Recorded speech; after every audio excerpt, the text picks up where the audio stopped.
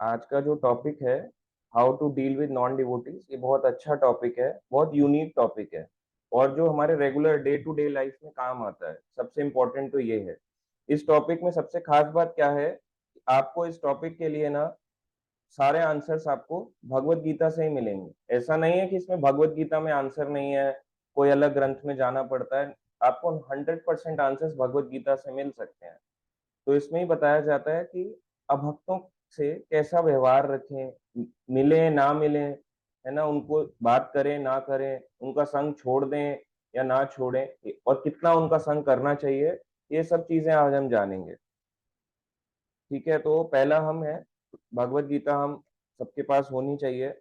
अगर आप सबके पास नहीं है तो आप परचेज करें। तो ये भगवत गीता यथारूप है, इसकी स्कॉन की, इसको आप बाय करें। ये बहुत जरूरी है, भगवत गीता हम सबके घरों में होनी। तो इसी में ही तीसरा अध्याय, 26 नंबर श्लोक। तीसरा अध्याय यानी इसका नाम है कर्म योग। जैसे योग है ना, कर्म योग, ध्यान योग, ज्ञान योग, भक्ति योग, वैसे इस अध्याय का नाम है कर्म योग। तो कर्म योग के बारे में हर कोई पढ़ना और जानना चाहता है, ये बात ट्रूथ है। हर कोई जानता है कि हमारा कोई ना कोई कर्म ऐसा रहा होगा जिस वजह से आज हम भुगतते हैं। तो अध्याय का नाम ही कर्म योग है। तो इसका 26 नंबर श्लोक में भगवान बता रहे हैं अर्जुन को, ना बुद्धि भेदम जन्येता अज्ञानम कर्म संगिनाम जोष्येत सर्व कर्माणि विद्वान युक्ता सम आचरण। विद्वान व्यक्ति को चाहिए कि वे सकाम कर्मों में आसक्त अज्ञानी पुरुषों को कर्म करने से रोके नहीं। ये पहली लाइन भगवान ने बोली है। विद्वान व्यक्ति कौन है? जो विद्वान व्यक्ति है, अपने आप को विद्वान मानता है, उस व्यक्ति को चाहिए कि वह सकाम कर्मों, सकाम कर्म क्या होता है? जो लोग डेली बेस अपनी, है ना, हर कर्म के प्रति फल की इच्छा होती है। जैसे एग्जाम्पल के लिए, एक बच्चा स्कूल गया, वो चाहता है मेरे अच्छे मार्क्स आए, पढ़ लिख के मैं अच्छी नौकरी पाऊं। एक बच्चा एक अ, बड़ा हो जाता है, जब वो टीनेज में या टीनेज को पार कर जाता है, कॉलेज में जाता है, तो उसकी अलग ख्वाहिश होती है। उसको सोचता है जो भी वो कर रहा है उसके प्रति उसकी कोई ना कोई फल की आशा होती है। ऐसे ही हमारे पेरेंट्स होते हैं, जब वो जाते हैं, या घर के बड़े लोग होते हैं जब वो जाते हैं जॉब के लिए, तो कुछ ना कुछ फल की अभिलाषा सबको रहती है। तो जो भी हम सकाम कर्म में लगे रहते हैं, वह विद्वान व्यक्ति को चाहिए कि वह सकाम कर्मों में आसक्त अज्ञानी पुरुष, जो सकाम कर्म में आसक्ति, अटैचमेंट बनाए रखते हैं इन्हीं कामों से, ऐसे अज्ञानी पुरुषों को कर्म करने से रोके नहीं। तो इनको रोकना नहीं है। जब भी आपको कोई नॉन डिवोटी मिले, तो अभी भी किसी को रोको मत। अगर आप उसको रोकोगे तो क्या होगा, ताकि उनके मन विचलित ना हो। अगर आप उसको कर्म करने से रोक दोगे तो उसका मन विचलित हो जाएगा। आप उसको प्रचार करने की जगह उसको प्रचार से काट दोगे। तो भगवान ने ये बात बोली है कि वही व्यक्ति विद्वान है जो लोग अपने को किसी को कार्य करने से रोकता नहीं है ना। जैसा भी वो है, वो अभी अज्ञानी है, सकाम कर्म में लगा है। हम भी तो कभी ना कभी अज्ञानी थे। आज हम चैंट कर रहे हैं हरे कृष्ण महामंत्र, तो इसका मतलब ये नहीं है कि हम अज्ञानी नहीं थे, आज भी हैं, है ना। कब तक रहेंगे हमें नहीं पता, मगर हम जब इससे पहले थे, भक्ति से पहले थे, तब भी तो अज्ञानी थे हम। अगर आपको अज्ञानी मानते तब नहीं थे, मगर किसी ने तो हमें माना होगा ना कि हाँ, ये अज्ञानी है, सकाम कर्म में लगा हुआ है, अपने डेली बेसिस में डे टू डे लाइफ के कर्मों में लगा हुआ है, हर फल के प्रति इच्छा है इसकी, हर कार्य के प्रति इच्छा है कि मुझे कुछ ना कुछ मिले, मगर उसको रोकना नहीं। अगर आपने उसका रोक दिया तो आपका कभी अपना नहीं होगा। तो भगवान ने कहा है उसको रोके नहीं, उसका मन विचलित ना हो। पहला चीज ये है, अगर उसका मन विचलित हो गया तो आपका क्या बनेगा, फ्रेंड या एनिमी? आपको एनिमी माने तो कहेगा अरे यार, ये तो बड़े अजीब है, दुश्मन समान है मेरे, मेरे को काम करने से रोक रहे हैं। आगे भगवान कहते हैं, अपितु भक्ति भाव से कर्म करते हुए वह उन्हें सभी प्रकार के कार्यों में लगाए। कैसे करना है? भक्ति भाव से, जिससे कृष्ण भावनामृत का क्रमिक विकास हो। तो अगर आप उनको, भक्ति वो कर रहा है, अभी नहीं करता है, अपने कार्य डे टू डे अपने कार्य में लगा हुआ है, आप उसको भक्ति को जोड़ दो। जैसे कोई भक्त हमें मिलता है, तो हमें स्टार्टिंग में इस्कॉन में क्या कहते हैं कि कुछ छोड़ना नहीं है। बोलता है मैं ड्रिंक करता हूँ, मैं खाता हूँ, मैं इधर उधर जाता हूँ, मेरी ऑफिस होता है, ये होता है। किसी को छोड़वाना नहीं है कुछ, केवल उसके जीवन में भक्ति भावना को जोड़ दो। भगवान का हरे कृष्ण महामंत्र, भगवत गीता, बेसिक्स जितना भी हमारा है वो सब जोड़ दो। जब आप उसको जोड़ दोगे तो जिस प्रकार हम में परिवर्तन आया उसमें भी आएगा धीरे धीरे। देखो, सबका जो प्रोसेस है वो समझने का धीरे होगा। कोई ऐसा नहीं होगा कि सारे के सारे लोग एक समान समझ जाएंगे। अगर आप किसी को डील कर रहे हो, जरूरी नहीं है कि आप अपने आज आप गए, आज आपने उनको प्रचार किया, बोले प्रभु जी ऐसा होता है, 16 माला नहीं करोगे आप पतित हो। अब वो करेगा क्या 16 माला? कभी भी नहीं करेगा। तो इसलिए धीरे धीरे, थोड़ा थोड़ा, है ना, स्टेप बाय स्टेप उनको आगे बढ़ाना है। हमें समझना चाहिए कि हम कैसे आए। जिस प्रकार से हम भक्ति में एंटर हुए हैं, वैसे ही वो भी एंटर होगा। अब कोई जैसे एग्जांपल लेते हैं, एक सबसे इंपॉर्टेंट डेमी गॉड वर्शिप का। जैसे कोई देवी देवताओं को पूज रहा है, शिव जी को, ब्रह्मा जी को, दुर्गा जी को, है ना, गणेश जी को। तो अब ये देवी देवता हैं क्या? भक्त हैं। तो अगर आप उन्हें बोलोगे शुरुआत में ही, पता है कि यान्ति, मतलब ये जो देवताओं की पूजा करता है वो देवलोक को जाता है ना। अब आप ये बोल सकते हो, तो बता सकते हो देवलोक और वैकुंठ में या गोलोक धाम में डिफरेंस है। यान्ति देवव्रतान देवान, है ना, जो देवताओं की पूजा करते हैं वो देवलोक को जाते हैं। तो आप इस तरह से बताओगे समझेगा। मगर आप उसको काट दोगे इस बात को, अरे क्या देवी देवता, पता है तुम्हें शिव जी देखो आंख बंद करके बैठे हैं, कुछ नहीं है तुम्हारे इसमें, ढोंग है, तुम क्या शिव जी को फॉलो करोगे, कुछ नहीं मानते, पहले दिन नहीं बोलना। तो जो अपने अपने कार्य में लगा है, उनकी अंडरस्टैंडिंग के हिसाब से बोलना है। प्रभुपाद जी से बड़ा विद्वान कोई था क्या? क्या उन्होंने सबसे पहले जाते ही अंग्रेजों को शुरू कर दिया, तुम ऐसे करो, ये रूल है, वो है, सारे रूल पहले दिन डाल दिए? नहीं, धीरे धीरे करके, स्टेप बाय स्टेप। तो इस तरह से कभी भी किसी को विचलित नहीं करना चाहिए। और ये केवल अभक्त के लिए नहीं है, ये भक्तों के लिए भी है। अगर कोई अभी जूनियर लेवल पे अभी सीख रहा है और कोई सीनियर है, तो कभी भी उसको ये नहीं बोलना चाहिए, अरे तुम्हें पता है कल मैं प्रसाद की लाइन में लगा था, 10-15 साल 20 साल हो गए मुझे, प्रसाद नहीं पूछते मुझे। अरे तुम्हें क्या देंगे जब मुझे ही नहीं पूछ रहे? अब बताओ, वो जुड़ेगा, वो कट जाएगा, वो बेचारा कट जाएगा, कहेगा इसको 20 साल हो के नहीं मिल रहा, हमें क्या मिलेगा? अब मत बोलो ऐसी बातें, विचलित कर देगी उनके मन को। इसलिए हमें कितना बोलना है, क्या बोलना है, किससे, ये हमें ध्यान रखना चाहिए। तो इस तरह से वो व्यक्ति विद्वान है जो दूसरों को उनके कर्म करने से रोकता नहीं है। हाँ, अगर वो गलत कर रहा है भक्ति करके तो ठीक है, आप उसको समझाओ प्रभु जी अपराध है, हमें नियमों का पालन करना चाहिए, प्रयास करना चाहिए। आप तुलसी कंठी माला पहनती हैं, 4 नियम होते हैं। अगर आप उसको पहले ही बोल दोगे, अरे पता है नरक जाओगे तुम लोग, कुछ नहीं रखा तुम्हारी भक्ति में, क्या रखा है देखो, हम भी नरक जा रहे थे, तुम भी चले जाओगे। अब हो सकता है किसी को एकदम समझ आ जाए, मगर 99% कोई समझ नहीं आएगा उनको। इसलिए स्वीट कैंडी, है ना, जैसे बच्चा होता है टॉफी देते रहते हैं ना, रोता रहता है, तो इसको टॉफी देके चुप कराते हैं, ऐसे आपको भी उनको थोड़ा थोड़ा दे के शांत कराना है। लो इतना ले लो, अच्छा परेशान हो, हरे कृष्ण महामंत्र कर लो, अच्छा परेशान हो, चलो कॉल पे बात कर लो। शुरुआत में ही बोल दोगे त्याग दो, पेरेंट्स से लड़ाई है त्याग दो, वो आपका कभी अपना नहीं होगा, वो भक्ति को छोड़ जाएगा, क्या है वो खुद तो त्यागा नहीं, हमसे त्यागवा रहे हैं, हमको कह रहे हैं त्याग करो। तो ये चीज ध्यान रखनी है।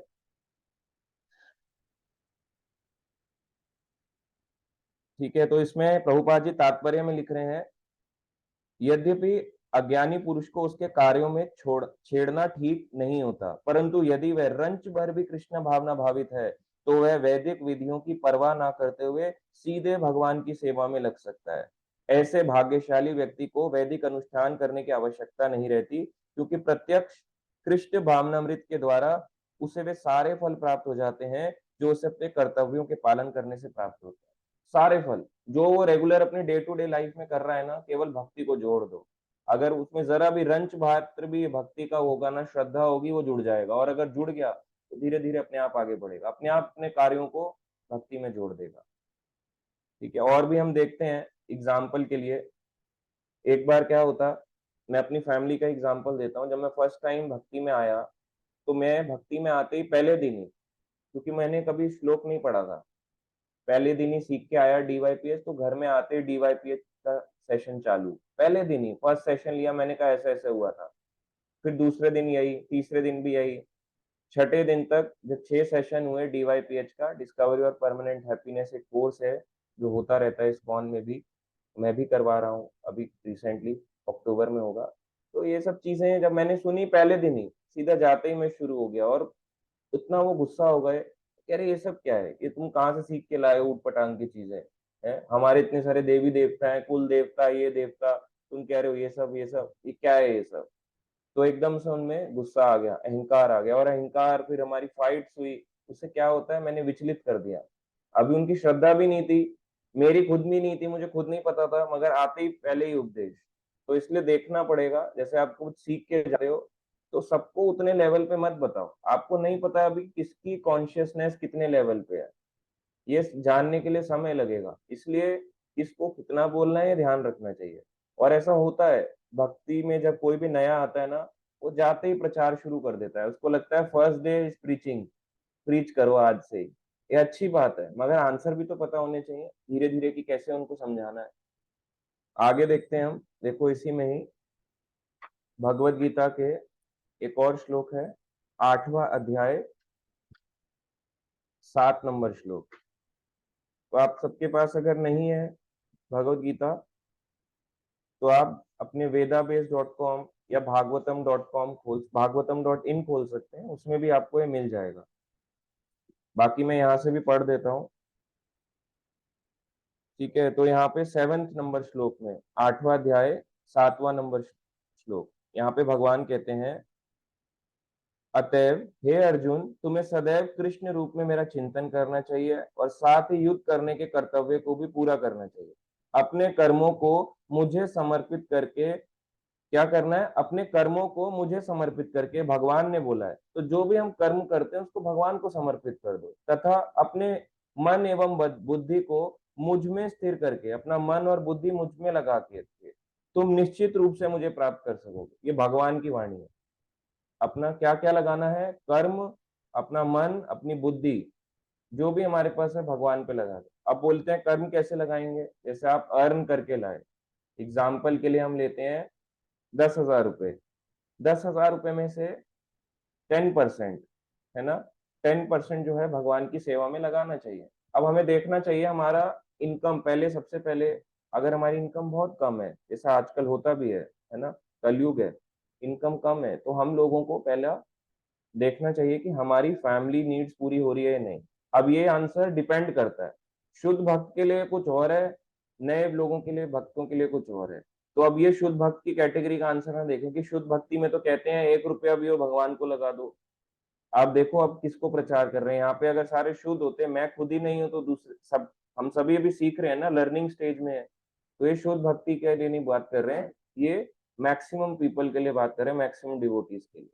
तो जो भी हम कमा के लाएं उससे हम भगवान की सेवा में लगाएं। अगर कम है तो पहले अपने घर के खर्चे में निकालें, कुछ इमरजेंसी के लिए रखें, है ना, फिर इमरजेंसी में से जो बच जाए उसको देखें कि हम कितना भगवान की सेवा में लगा पा रहे हैं। अब ये नए लोगों के लिए आइडियली बोला जाता है कि 10% लगाएं, इतना तो लगाना ही चाहिए। ऐसा अगर आप 20,000 कमाते हैं तो 2,000 लगाएं। और सबसे अच्छी बात यह है कि लगाने का सहारा भी है। आप देखो इस्कॉन द्वारका है, अंडर टेम्पल कंस्ट्रक्शन है, उसमें लगा सकते हो। फूड फॉर लाइफ है, भगवान का प्रसाद लोगों को बांटा जाता है फ्री में, उसके लिए दे सकते हो दान। अपने पितृ के नाम से दान कर सकते हो, बहुत तरह के दान होते हैं।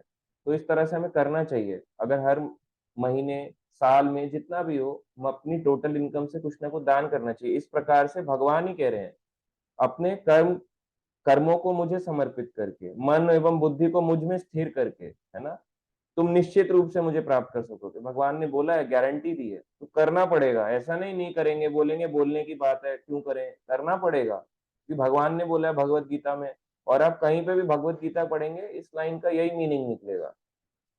आगे अब और इसमें देखते हैं और कैसे अपने कार्य को भगवान की सेवा में लगा सकते हैं। जैसे कोई नया व्यक्ति है, अब वो आया फर्स्ट डे इस्कॉन, आपने, बोलते हैं, कई लोग बोलते हैं पहले दिन ही आया उसे डोनेशन मांगने लगते हैं। देखो डोनेशन मांगने का तरीका होता है। अगर बोला जा रहा है भगवान का मंदिर बन रहा है, आप कुछ दान करना चाहेंगे, अगर आप दान करेंगे तो आपकी लाखों जन्मों के पाप समाप्त होंगे, आपके पूर्वजों को वृद्धि मिलेगी, आपके पितृ खुश होंगे, इस तरह से बोलना चाहिए। अब कोई बोलेंगे अरे दान नहीं देगा नरक पे गिर जाएगा तू, मांगने का तरीका अलग है। और वही है, आपकी टोन मैटर करती है कि कितना उसको समझ में आ रहा है। अगर उसने, आपने उसको गलत बोल दिया, वो बेचारा कट जाएगा। इसलिए पहले दिन व्यक्ति को आता है, नहीं देता, हरे कृष्णा, उसको प्यार से ग्रीट करो, विचलित मत करो। अगर आपने उसको विचलित कर दिया, सेवा में हो और विचलित कर दिया, बुक ले रहे हो ऐसे करके, ये लो भगवत गीता से 230 रुपए, वो नहीं लेना चाह रहा, बोल रहा है प्रभु जी पैसे नहीं है, ठीक है, कोई बात नहीं, हमने भी तो कभी ना कभी इग्नोर किया होगा ना, बहुत बार इग्नोर किया होगा। कई भक्त तो इस कौन में आ भी रहे हैं, पिछले 8 7 8 साल हो जाते, तब वो कहते हैं यार मैं तो यहाँ बचपन से जा रहा था, इतने सालों से जा रहा था, मुझे तो फिलॉसफी नहीं पता थी। अब जब मैं फिलॉसफी में एंटर कर रहा हूँ, तब मुझे पता चल रहा है कि कितना कुछ है सीखने को। इसलिए पहले दिन कभी विचलित मत करो किसी को, शुरुआती लेवल में धीरे धीरे धीरे करके आराम आराम से उनको समझाओ। तो उनको बताना चाहिए, उनसे मेनली धन मांगने का पर्पस क्या है, ठीक है। जब आप नए लोगों का धन मंदिर की सेवा में लगवाते हो या उनको पुस्तकें सेल करते हो, कोई भी चीज, तो जहां धन जाता है वहां मन जाता है। बात ट्रुथ है। अब मान लो आपने ट्रेन की टिकट कराई, एडवांस में पैसे लेते हैं नहीं लेते? ट्रेन की, फ्लाइट की, बस की, एडवांस में पैसा लेते हैं। जब पैसा ले लेते हैं तो मन पहले ही पहुंच जाता है वहां पे। ऐसा होता है नहीं होता? आप दिल्ली से जाना है रामेश्वरम, आपने ट्रेन कराई, अब आपने ट्रेन, अब आपने पैसे भी दे दिए, 1 महीने बाद की ट्रेन है, 1 महीने पहले आपका मन वहां पहुंच जाएगा। तो इसीलिए लगाया जाता है। तो मन का गति बहुत फास्ट है, सबसे फास्ट मन की गति है। युधिष्ठिर ने भी बोला इस संसार में सबसे तेज गति किसकी है, जब यक्ष ने उन्हें पूछा, तो उन्होंने कहा इस संसार में सबसे तेज गति मन की है। मन हर जगह पहुंच जाता है। लोग कहते हैं, साइंस कहती है स्पीड ऑफ लाइट सबसे तेज है, नहीं, मन सबसे तेज है। कहीं भी पहुंच जाएगा, बैठे बैठे ख्याल बना लेगा, अपने आप ही ओवर थिंकिंग हो जाता है मन के कारण। और हम जान सकते हैं कि और कैसे हम भगवान की सेवा में अपने कार्यों को लगा सकते हैं या दूसरों को मोटिवेट कर सकते हैं। जब हम नॉन डिवोटी से मिले, जब भी आप उन्हें मिलो, है ना, अपने अपने बारे में बताओ कि अपने मेरे जीवन में क्या परिवर्तन आया। देखो, उसको अभी नहीं सुनना, ये प्रभु जी है ना, ये वो है, ये वो ऐसे हैं, ये ऐसे हैं। आप उनको उनका क्यों बता रहे हो? वो बेचारा, तो ठीक है आप उनको एड्रेस कर सकते हो, ये प्रभुपाद जी हैं, प्रभुपाद का गुणगान करो, भक्तों का करो, मगर अभी उससे हो सकता है उसे ना समझ आए। अभी वो नया है ना। अभी विचलित कर दोगे आप उसको, पता है ये सब अपना घर छोड़ चुके हैं, शुद्ध भक्त हैं एकदम, इनकी 5 लाख रुपए सैलरी थी, अब ये घर छोड़ के मंदिर की सेवा में लगे हैं, कुछ नहीं मिलता, बस अपने जो है उससे ही रोजी रोटी खाते हैं और मंदिर की सेवा करते हो। बेचारा कहेगा है अपनी इतनी महंगी जॉब छोड़ दी, चलो क्या बेकार है मंदिर। इसलिए कभी विचलित नहीं करना, उनके कार्यों को भगवान में लगाना है। मंदिर आ रहा है, बोलो बहुत अच्छा, आया करो, रोज आया करो, हम मिलेंगे, उनको प्रसाद खिलाओ, उनके मन में भगवान का हरे कृष्ण महामंत्र पहुंचाओ, बुद्धि के लिए उनको क्लासेस अटेंड करवाओ। इस प्रकार से हमें चलना चाहिए। ये भगवान ने ही बोला है, भगवत गीता में है, 2 श्लोक में बोला है, तीसरा अध्याय 26 नंबर श्लोक, कि कभी किसी को विचलित मत करो, उनमें भक्ति उनको दे दो जो वो कार्य करते हैं। और यहाँ पे 8वां अध्याय 7वें नंबर श्लोक में भगवान अभी कह रहे हैं कि मेरे सदैव कृष्ण रूप में मेरा चिंतन करो। कैसे करना है? कृष्ण रूप में, और साथ ही युद्ध करने के कर्तव्य को भी पूरा करना चाहिए। तो अपने आप को भगवान के चिंतन में लगाना है और युद्ध भी करना है। ये अर्जुन को भगवान ने बोला। ऐसे ही हमें अपना कार्य भी करना है, लोगों से भी उनका कार्य करवाना है और लोगों से भगवान का चिंतन भी करवाना है। और चिंतन तब होगा जितना ज्यादा हम सुनेंगे। अगर किसी को देखोगे, सुनोगे उसके बारे में, तो आपके मन में वो चीज नहीं चलेगी। चलेगी।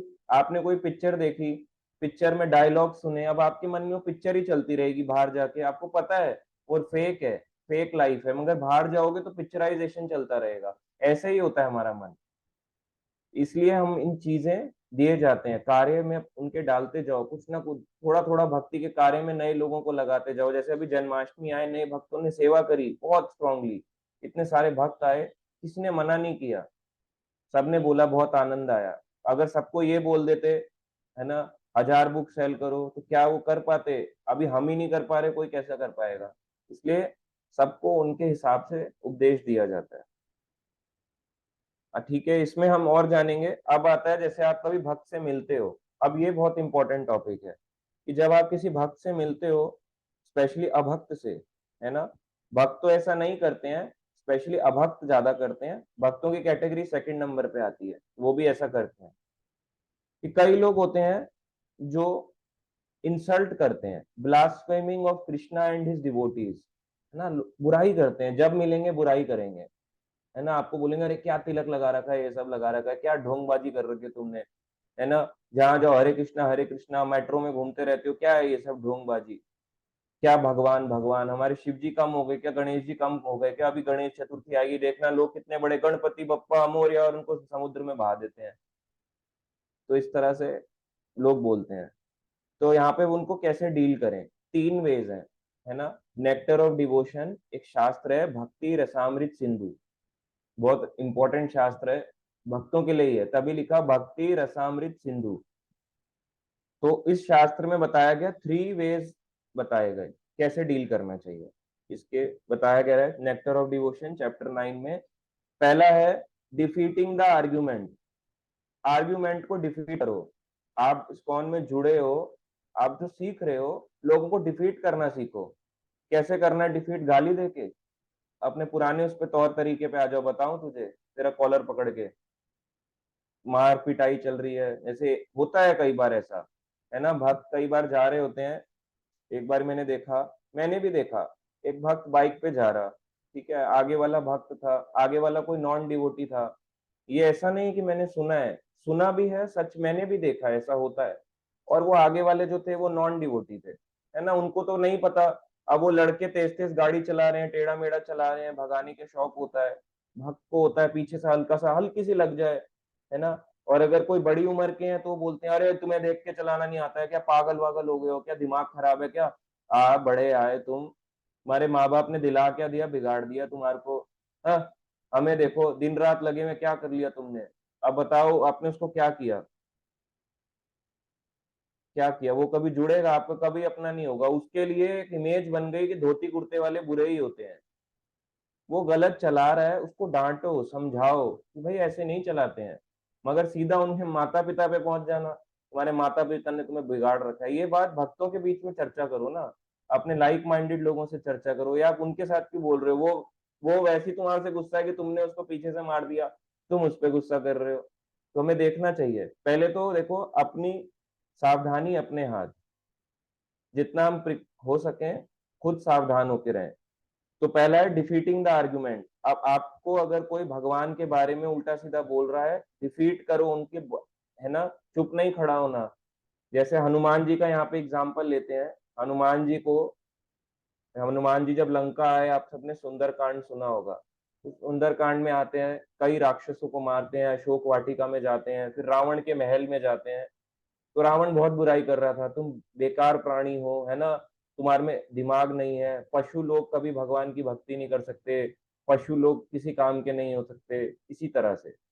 अब ये पशु पशु बोलते रहा, है ना, रीच हो, कुछ नहीं है, बेवकूफ हो तुम लोग, तुम्हारी प्रजाति ऐसे ही है। तो हनुमान जी क्या बोलते रहे, चुप बैठे रहे, ऐसे करके अपनी पूछों की अपनी सीट बनाई, अपनी सीट भी खुद बनाते थे वो।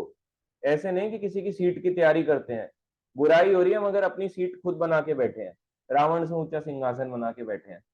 तो हनुमान जी जब बैठे खुद उनकी बुराइयां चल रही है। जब राम के बारे में बोलना शुरू किया रावण ने, फिर हनुमान जी नहीं चुप रहे। तो हनुमान जी उस समय में बस राम के बारे में बोला, अब लंका को जला डालूंगा, तो वहां पे अपना क्रोध का पूरा इस्तेमाल किया।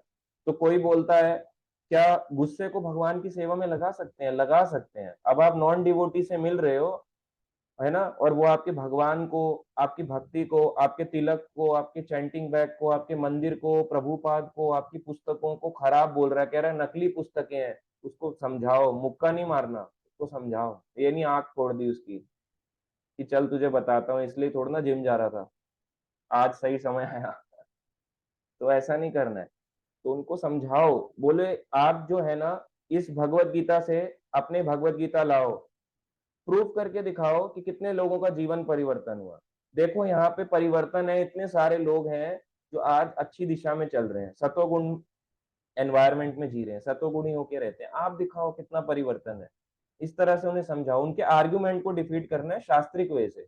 अपना भौतिक दिमाग नहीं लगाना ज्यादा, थोड़ा बहुत लगा सकते हैं, मगर इतना नहीं कि मार पिटाई हो जाए। तो इसलिए वचनों पे ध्यान देना है, क्या बोलना है, मगर आर्ग्यूमेंट को डिफीट करना है।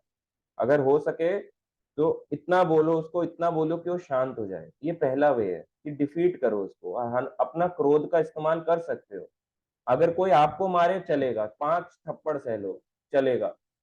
जैसे हरिदास ठाकुर थे, आपने सुना होगा, चैतन्य महाप्रभु की लीला में उनको 22 बाजारों में कोड़े मारे गए, है ना। तो वो मुस्लिम परिवार से थे, उनको मारा जा रहा है, खूब मारा जा रहा है, मगर वो क्या कह रहे हैं, प्राण जाए पर नाम ना जाए, प्राण चले जाएंगे पर मेरे मुंह से नाम नहीं जाएगा। वह इस तरह से उनकी भक्ति देखो। तो इन्होंने उनके आर्ग्यूमेंट सहते रहे, और एंड में किसकी विजय हुई? भक्त की। तो जो सहता है वो रहता है, यहाँ से पता चलता है। ठीक है, हम हरिदास ठाकुर या प्रभुपाद जी अभी इस लेवल पे नहीं है, मगर धीरे धीरे अगर हम समझेंगे, ये चीजें हमें सिखाने के लिए आर्ग्यूमेंट को कैसे डिफीट करना है। आर्ग्यूमेंट को डिफीट करने के लिए हमें शास्त्र पढ़ने पड़ेंगे। अगर आप नहीं पढ़ोगे, सुनोगे नहीं, आप डिफीट क्या करोगे? लोग आपको बोलेंगे, आपकी संस्था को बोलेंगे, आपकी भक्ति को बोलेंगे, आपके घर वाले में बोलेंगे, सबके लिए बोलेंगे, आप क्या करोगे फिर? तो पहला, इस तरह से हमें समझना है। दूसरा, अगर आप आर्ग्यूमेंट डिफीट नहीं कर पाते, आता है सुसाइड कर लो। अब ये खतरनाक है कि अपने आत्महत्या कर लो। ये कि अब तो मैं कुछ कर नहीं पाया, तो चैतन्य महाप्रभु कहते हैं अगर आप पहला आर्गुमेंट डिफीट नहीं कर पाए, अब आप अपनी आत्महत्या कर लो, कि आप हार गए। आत्महत्या करना एक दूसरा ऑप्शन है, मगर ये क्या है, सही है? आत्महत्या करना, उससे क्या होगा? प्रेत बनेंगे। मगर ये भी एक ऑप्शन है कि भगवान और भक्तों की बुराई नहीं सुननी चाहिए, आत्महत्या करना ज्यादा अच्छा है, उससे बेटर है। तो ये दूसरा ऑप्शन है। तीसरा है ना, उस जगह को छोड़ दो, लीव द प्लेस, उसको छोड़ के चले जाओ। सिंपल है। जैसे एग्जाम्पल के लिए यहाँ पे लिया जाता है, एक बार शिशुपाल आया। कहाँ आया? राजसूय यज्ञ में। युधिष्ठिर जो थे वो चक्रवर्ती सम्राट बनने वाले थे। चक्रवर्ती सम्राट मतलब धरती के और जितने भी समुद्र के जितने भी प्राणी हैं, इन सबका राजा वो कहलाएंगे। पूरे धरती के, पूरे अर्थ के राजा। सोचो, ऐसा नहीं, इसके पहले अर्थ को ही पूरा भारतवर्ष बोला जाता था, इलाव्रत वर्ष या भारतवर्ष, पूरे अर्थ के राजा थे। तो युधिष्ठिर को जब बनाया जा रहा था, तो राजसूय यज्ञ में कृष्ण को बुलाया गया, भगवान द्वारकाधीश की पूजा करी गई, बहुत सम्मान दिया गया, है ना। और जब उनको इतना सम्मान मिला, तो वो बहुत प्रसन्न हुए। उसी समय वहां पे शिशुपाल भी आए। शिशुपाल कौन थे? कृष्ण की बुआ के बेटे थे। कृष्ण की एक और बुआ थी, उनके पुत्र का नाम था शिशुपाल। तो शिशुपाल कैसे थे? ये वही थे जो जय विजय, सबसे पहले क्या बने? हिरण्यकश्यप और हिरण्याक्ष। दूसरी बार बने रावण कुंभकर्ण। यही तीसरी बार द्वापर युग में बने शिशुपाल और दंतवक्र। तो दोनों असुरिक थे। तो असुर जो थे, असुरों का काम क्या होता है? भगवान की निंदा करना, भगवान को ना मानना। मायावादी लोग क्या होते हैं? असुर होते हैं। जब आप किसी मायावादी से मिलोगे तो वो क्या करता है? अपमान कर रहा है भगवान का या नहीं कर रहा? कर रहा है। एक व्यास गद्दी में बैठने से वो अपमान कर रहा है बैठ कर, क्योंकि वो भगवान को क्या बोल रहा है? भगवान निराकार है।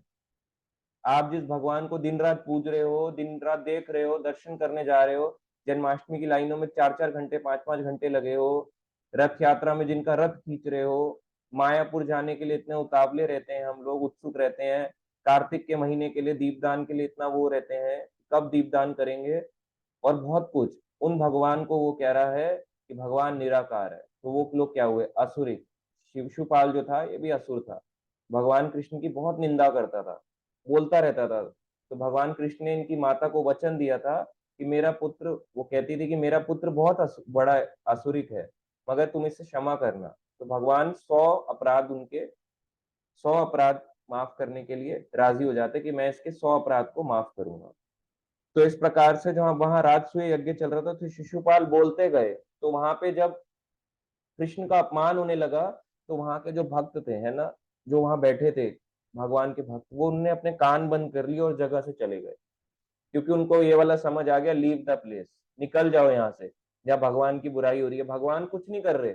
उन्होंने देखा भगवान द्वारकाधीश चुपचाप बैठे हैं, अपनी बुराई सुनने को तैयार है, तो मगर भक्त जाने लग गए कान बंद करके। तो इसी चीज को श्रीमद् भागवतम के 10वां स्कंद यानी 10th कैंटो 74 चैप्टर 74वां अध्याय 40 नंबर श्लोक में सुखदेव गोस्वामी कह रहे हैं, भागवतम के अंदर, ये कृष्णा बुक के अंदर भी मिलेगा आपको, कृष्णा बुक चैप्टर 74, जो कृष्ण लीला पुस्तक है, उसमें यहाँ पे बताया जा रहा है। मैं श्लोक पढ़ता हूँ। निंदाम भगवता शृण्वन् तत्परस्य जनस्य वा ततः न अपयाति यैसः अपि याति अधा सुकृताच्युता। अनुवाद इसका इस तरह से है, जिस स्थान पर भगवान भगवान या उनके श्रद्धावान भक्त की निंदा होती है, यदि मनुष्य उस स्थान को तुरंत छोड़कर नहीं चला जाता, तो निश्चय ही वह अपने पुण्य कर्म के फल से वंचित होकर नीचे आ गिरेगा। जितनी आपने भक्ति करी होगी, आपकी भक्ति डिग्रेड हो जाएगी, नीचे कुछ गिर जाओगे, जहां भगवान और उनके भक्तों की निंदा हो रही है।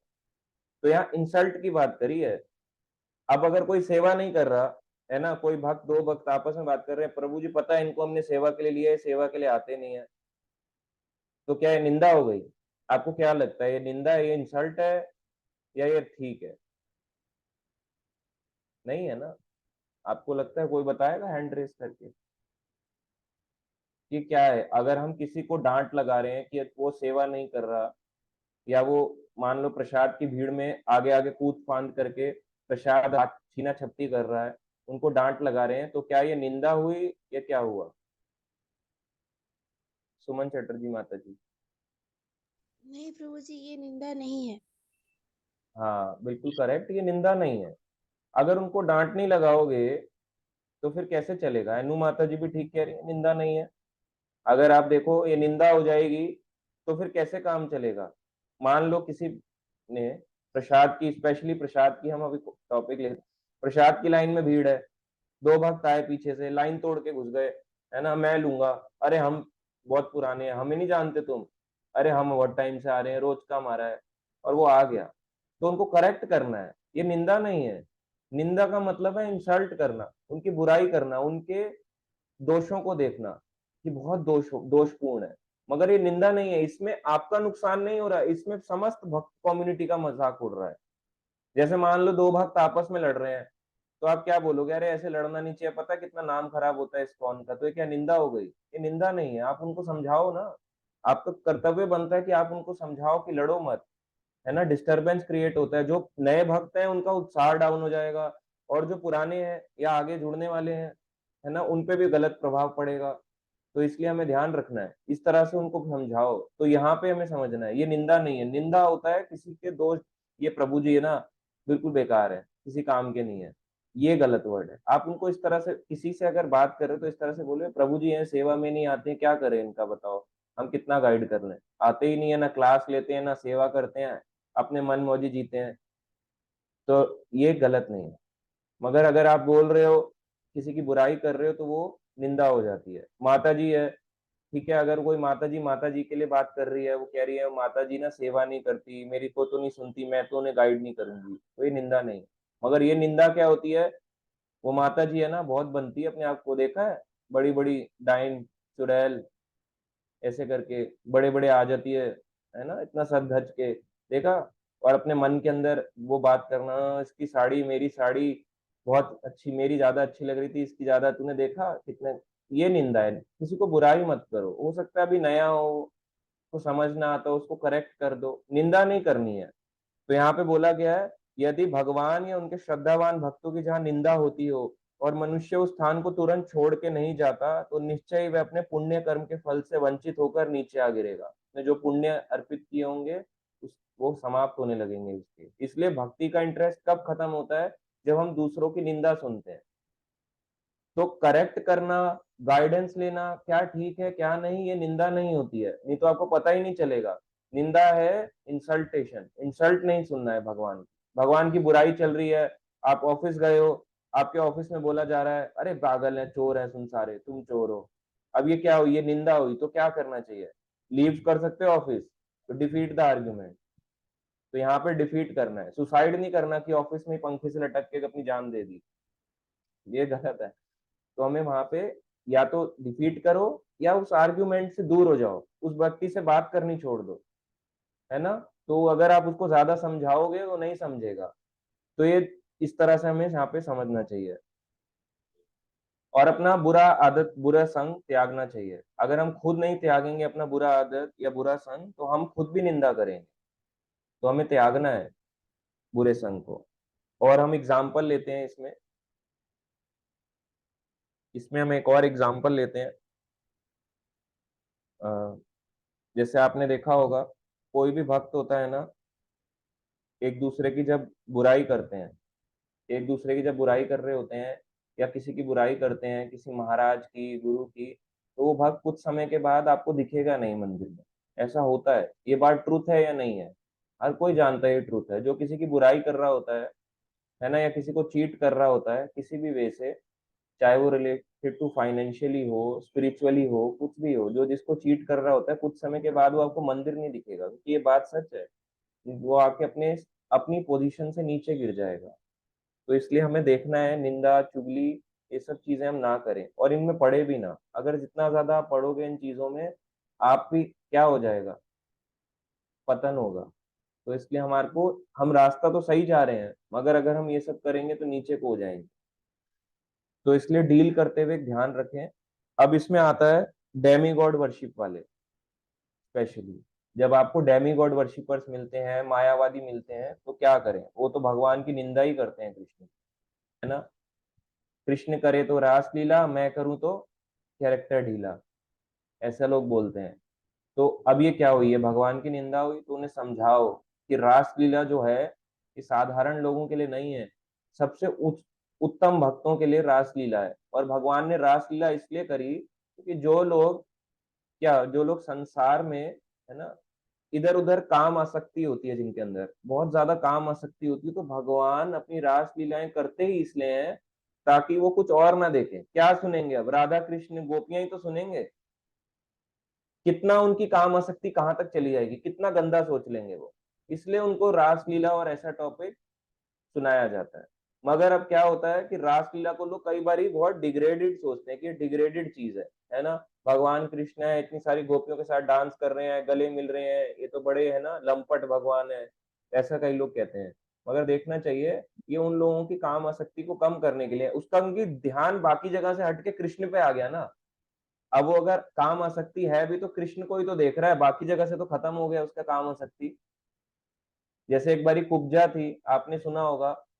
तो कुब्जा थी, जब होते हैं मथुरा में तो कुब्जा को ऐसे सीधा हो जाती है, कुब्जा जैसे कुबड़ होती है तो सीधा हो जाती है। तो कुब्जा की क्या इच्छा होती है कि भगवान उसकी काम आसक्ति को पूरा करें, क्योंकि भगवान से बहुत अट्रैक्शन होता है। और जब भगवान असुरों को मार के, कंस को मार के वापस आते हैं कुब्जा के पास, तो उसकी काम आसक्ति खत्म हो जाती है जब भगवान वापस आके उसको समय देते हैं। तो धीरे धीरे करके जहां से काम आसक्ति थी, है ना, धीरे धीरे करके वो काम आसक्ति बदल के कृष्ण में आ गई, और बदलते बदलते बदलते वो काम आसक्ति भी भक्ति बन गई। ये धीरे धीरे पता चलेगा। तो हम ये नहीं कह रहे कि इन संसार में सारे ही उस समान है, कुब्जा के समान, मगर ये समझने की बात है कि ये रास लीला और ऐसे टॉपिक्स इसलिए ही पढ़े जाते हैं या देखे सुनाए जाते हैं क्योंकि धीरे धीरे हमारी जो अटैचमेंट्स हैं वो कृष्ण की ओर बढ़ती जाए और वो कहीं और से छूट जाए। डेमी गॉड वर्शिपर्स जो होते हैं ये बहुत हार्ड होते हैं। अगर किसी की श्रद्धा किसी देवता के प्रति है, आप उसको, अब वो नॉन डिवोटी, अभी वो डिवोटी नहीं है, देवताओं के भक्त को आप डिवोटी नहीं बोलोगे, इन्हें फेथफुल पर्सन बोलोगे केवल, है ना। या आप बोल सकते हो इन्हें आस्तिक। आस्तिक यानी अभी भगवान को मानते हैं। नास्तिक एक होता है, नास्तिक एक होता है आस्तिक। आस्तिक मतलब भगवान को मानने वाले, पर ये देवी देवताओं पे भी बहुत विश्वास रखते हैं। तो विश्वास होना अलग चीज है, भक्त होना अलग चीज है। कोई देवी देवता का भक्त हुआ है क्या आज तक? हम बोल देते हैं देवी देवता का भक्त, मगर कोई देवी देवता का प्रेमी नहीं होता है। कितने प्रेमी है अगर आप देखो संसार में, जो लोग ऐसे करके लड्डू गोपाल को लेकर झूला झुला रहे हैं अपनी गोदियों में, क्या ये भगवान के प्रेमी है? अगर प्रेमी होंगे तो सुबह उठेंगे नहीं क्या? अगर प्रेमी होंगे तो मंदिर नहीं जाएंगे क्या? क्लास नहीं लेंगे, गीता नहीं पढ़ेंगे? तो ये प्रेमी नहीं है।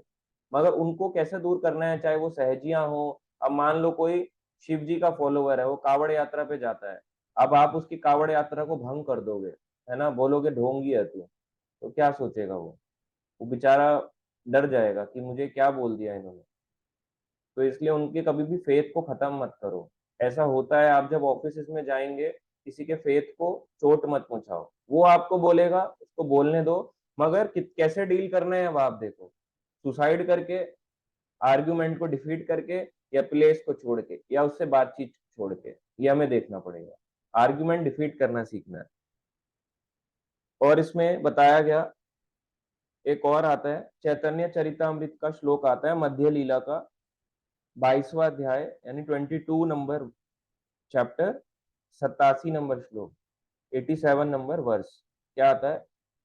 अत्सत्संग त्याग एई वैष्णवाचार, स्त्री संगी एक साधु, कृष्ण भक्त आर। इसमें बताया गया अनुवाद में कि वैष्णव को सामान्य लोगों की संगति से हमेशा बचना चाहिए। जितने भी नॉर्मल लोग हैं, सामान्य लोग हैं, है ना, जो भगवान की भक्ति नहीं करते, वैष्णवों को सामान्य लोगों की संगति से बचना चाहिए। तो कैसे डील करना है अब आप देखो। अभी इसमें बताएंगे कि इसको कैसे समझना है श्लोक को। सामान्य लोग बुरी तरह से भौतिकता में, विशेषतया स्त्रियों में आसक्त रहते हैं। बहुत आसक्ति होती है लड़कियों लड़कियों का टॉपिक छिड़वा लो, देखना दो लड़के अगर मिल जाए ना और लड़की का टॉपिक छुड़वा लो, अरे तेरे को क्या बताऊं यार, दिल आ गया तेरे को, दिमाग मेरे दिमाग में तो वही चल रही है, बस दिल और दिमाग उसने छीन लिया मेरा पूरा। तो इस तरह से सामान्य लोग बुरी तरह से भौतिकता में विशेषतया स्त्रियों में आसक्त रहे हैं। वैष्णवों को उन लोगों की भी संगति से बचना चाहिए जो कृष्ण भक्त नहीं है। अब इसको बड़ा समझना मुश्किल है, जो कृष्ण भक्त नहीं है, संगति, तो संगति तो हमारी हो रही है, एसोसिएशन तो हो रहा है, जब हम काम पे जा रहे हैं, स्कूल जा रहे हैं, कॉलेज जा रहे हैं, बिजनेस कर रहे हैं, हाउस अगर हम होम मेकर हैं तो बुरी संगति तो हो रही है। तो कैसे बचें? इसमें बात करी गई है एसोसिएशन, आप उनसे एसोसिएट नहीं हो रहे हैं। इसमें बात बोली गई है give association don't take association, अपना संग उन्हें प्रदान करो, उनका संग खुद मत लो। ऐसा नहीं होना कि आपने उनको संग दिया, उनका संग अपने जीवन में उतार लिया, अपना तो दे नहीं पाए, उनके साथ इतना बैठे रहे, इन्वॉल्वमेंट रहे कि धीरे धीरे अपना ही संग को छोड़ के उनका ही संग अपना लिया। तो दोनों चीजों में डिफरेंस है, इसको समझना है। Give association but don't take bad association, अपना एसोसिएशन उनको दो, उनके साथ मिलो, बैठो, उनको ग्रीट करो, गले मिलो, उनको हरे कृष्णा बोलो, प्रसाद खिलाओ, दर्शन करवाओ, उनसे बातें करो, फोन पे बात कर लो, उनकी प्रॉब्लम को सॉल्व करो, बट उनका एसोसिएशन मत लो। अगर उनका एसोसिएशन आप लोगे तो आपकी भक्ति कम होती जाएगी, क्योंकि वो निंदा कभी ना कभी करेगा, निंदा करेगा, इतनी निंदा करेगा कि आप उसको डिफीट नहीं कर पाओगे और आपकी भक्ति, आपका पतन हो जाएगा। जो बात भागवतम में भी बोली गई कि जहाँ पे भगवान उनकी भक्तों की निंदा होती है उस जगह को छोड़ देना चाहिए। तो बहुत ध्यान रखना है इस चीज का कि हम किससे कितना मिलते हैं, किससे कितना बात करते हैं। डील करने के लिए मैंने बताया 3 वेज हैं, आप देखो किस वे में वो बात को कर रहा है। हाँ, अगर कोई आपका आपको लगता है श्रद्धावान व्यक्ति है तो वो जुड़ेगा। यही भगवान ने कहा कि अगर उसके कार्यों में अगर आप कृष्ण भावनामृत को दे दोगे वो आगे जाके आपका अपना हो जाएगा। और ऐसा होता है प्रैक्टिकली। प्रभुपाद जी जब अमेरिका गए, उन्होंने कभी किसी को फोर्स नहीं किया कृष्ण भक्ति करो, कृष्ण भक्ति करो, ऐसा नहीं बोला। समझाया, क्लासेस दी, उनको प्यार से डील किया। एक बारी प्रभुपाद जी के सामने कुछ भक्त आए, है ना, प्रभुपाद जी को बोला कि हमारे साथ कहाँ चलो, न्यूड क्लब, जहाँ सब नंगे रहते हो, तो वहां चलो, वहां पे नशा करके सब डांस करते हैं। प्रभुपाद कहते लेट्स गो, प्रभुपाद गए, तो वहां पे देख रहे हैं सब लोग बिना कपड़ों के हैं। तो प्रभुपाद कहते कि मुझे लगता है कि तुम्हें अपने इन कपड़ों को भी उतारना चाहिए। कहते कौन से कपड़े? जो तुमने भारी रूप का कपड़ा पहना है, इस शरीर रूपी कपड़ा पहना है, इसको भी उतार देना चाहिए। तो उनका जो इमेजिनेशन है वो हर चीज को भक्ति से लेते थे, इसलिए उन्होंने हर चीज को इस तरह से समझाया। कभी भी किसी को रोका नहीं, शुरुआती लेवल में नहीं रोका, धीरे धीरे करके, है ना, बाद में जाके। जैसे पहले के लेक्चर जो प्रभुपाद जी के स्टार्टिंग के थे, जो उन्होंने भक्तों को उपदेश दिए, पर ऐसा भी नहीं कि अपने नियमों को कॉम्प्रोमाइज करके दिया, नहीं, नियमों को पूरा पूरा दिया। जैसे प्रभुपाद से एक बारी पूछा, एक बारी भक्त ने, कि जो हमारी अगर वाइफ होती है, अगर हम शादी कर लेते हैं तो अपनी वाइफ का क्या रोज भोग नहीं कर सकते? प्रभुपाद ने कहा no, this also comes under 4 rules, है ना। नो इलिसिट सेक्स, इसका मतलब है ये नहीं कि वाइफ कोई भोगने की वस्तु है, ये भोगने की वस्तु नहीं है ना। प्रभुपाद ने कहा इट शुड बी डन। पहला लेवल उन्होंने बताया कि जो भी फिजिकल रिलेशन हस्बैंड हो तो केवल हस्बैंड वाइफ हो, ये पहला है। दूसरा बताया कि हस्बैंड वाइफ के बीच में भी उन्होंने बोला कि ओनली फॉर चाइल्ड, मतलब चाइल्ड उत्पन्न करने के लिए, चाइल्ड को बॉर्न करने के लिए करना चाहिए। तीसरा उन्होंने बोला once in a month, this is also okay, है ना, ये शास्त्र विरुद्ध कार्य नहीं है। और फोर्थ उन्होंने बोला कि try to pray to Krishna, कि मेरी जल्दी ये आदत छूट जाए। अब उन बताओ उन्होंने नेगेटिव कहाँ बोला? अगर वो किसी को नेगेटिव बोल देते तो कभी कहता, प्रभुपाद ने कहा I can not compromise on rules, मैं रूल्स पे कॉम्प्रोमाइज नहीं कर सकता, बट बताने का तरीका अलग था। अगर वो ऐसा बोल देते, अरे तुम क्या हिप्पी हो, पागल हो, आदमी हो, रोज लगे रहते हो, कभी इसकी बीवी कभी उसकी बीवी, तो ऐसा कभी नहीं बोलते थे प्रभुपाद। धीरे धीरे, है ना, बहुत सॉफ्टली पोलाइटली डील करते गए। और आप देखो प्रभुपाद जी का कल अपीयरेंस डे था, जैसे प्रभुपाद जी हमने देखा सैन फ्रांसिस्को में भी थे, तो कई भक्त उनसे दीक्षा लेना चाहते थे, है ना, भक्त नहीं थे, नए लोग थे। तो प्रभुपाद ने केवल उनसे 2 क्वेश्चन पूछे, स्वामी, है ना, प्रभुपाद ने कहा कहता स्वामी जी मैं दीक्षा लेना चाहता हूँ, क्या करना होगा? तो जो पुराने भक्त थे वो चिढ़ गए, कह रहे हमें तो एक 6 महीने साल भर हो गया, हम अच्छे सीख रहे हैं, है ना, अपना घर बार छोड़ा हुआ है, सर मुंडवा रखा है, हमने तो इतने नियम पालन कर रखे हैं, और ये लोग आ रहे हैं कह रहे हैं दीक्षा लेने हैं। प्रभुपाद ने कहा yes I will accept you, और उनको लगा कि प्रभुपाद जी तो इतनी जल्दी एक्सेप्ट कर रहे हैं, ये तो बहुत गलत है, चीटिंग है। तो प्रभुपाद ने केवल 2 क्वेश्चन पूछे, है ना, हु इज गॉड? तो वो कहता कृष्णा इज गॉड। जो आदमी दीक्षा लेना चाहते थे, हिप्पी थे, बड़ा दाढ़ी वाला, कहता कृष्णा इज गॉड। प्रभुपाद ने कहा, दूसरा क्वेश्चन पूछा हु आर यू? तो कहता I am the servant of Krishna. बस हो गया। प्रभुपाद ने कहा okay, come tomorrow I will give you diksha. इस तरह से अब वो कृपालु होते हैं गुरु। तो उनने देखो कितनी कृपा। अब हम बोले हम किसी को दीक्षा, हम कोई दीक्षा तो नहीं दे सकते हैं किसी को, शिक्षा ही दे सकते हैं थोड़ा बहुत ना हमें आता है। तो इसलिए उनको पोलाइटली पोलाइटली दो शिक्षा। एग्जाम्पल के लिए मेरे पास ऐसे बहुत सारे भक्त हैं जो भी यहाँ पे भी एडिड हैं, जो भी अपना पास्ट एक्सपीरियंस बताएंगे ना, उनको खुद पता चलेगा उनको किसने किस तरह से जोड़ा। उनको कभी किसी ने किसी चीज के लिए मना नहीं किया। जब 6 महीने साल भर हो जाता है तो कुछ कुछ चीजों के लिए मना किया जाता है। एकदम से कोई भी बम फेंकोगे खत्म हुआ।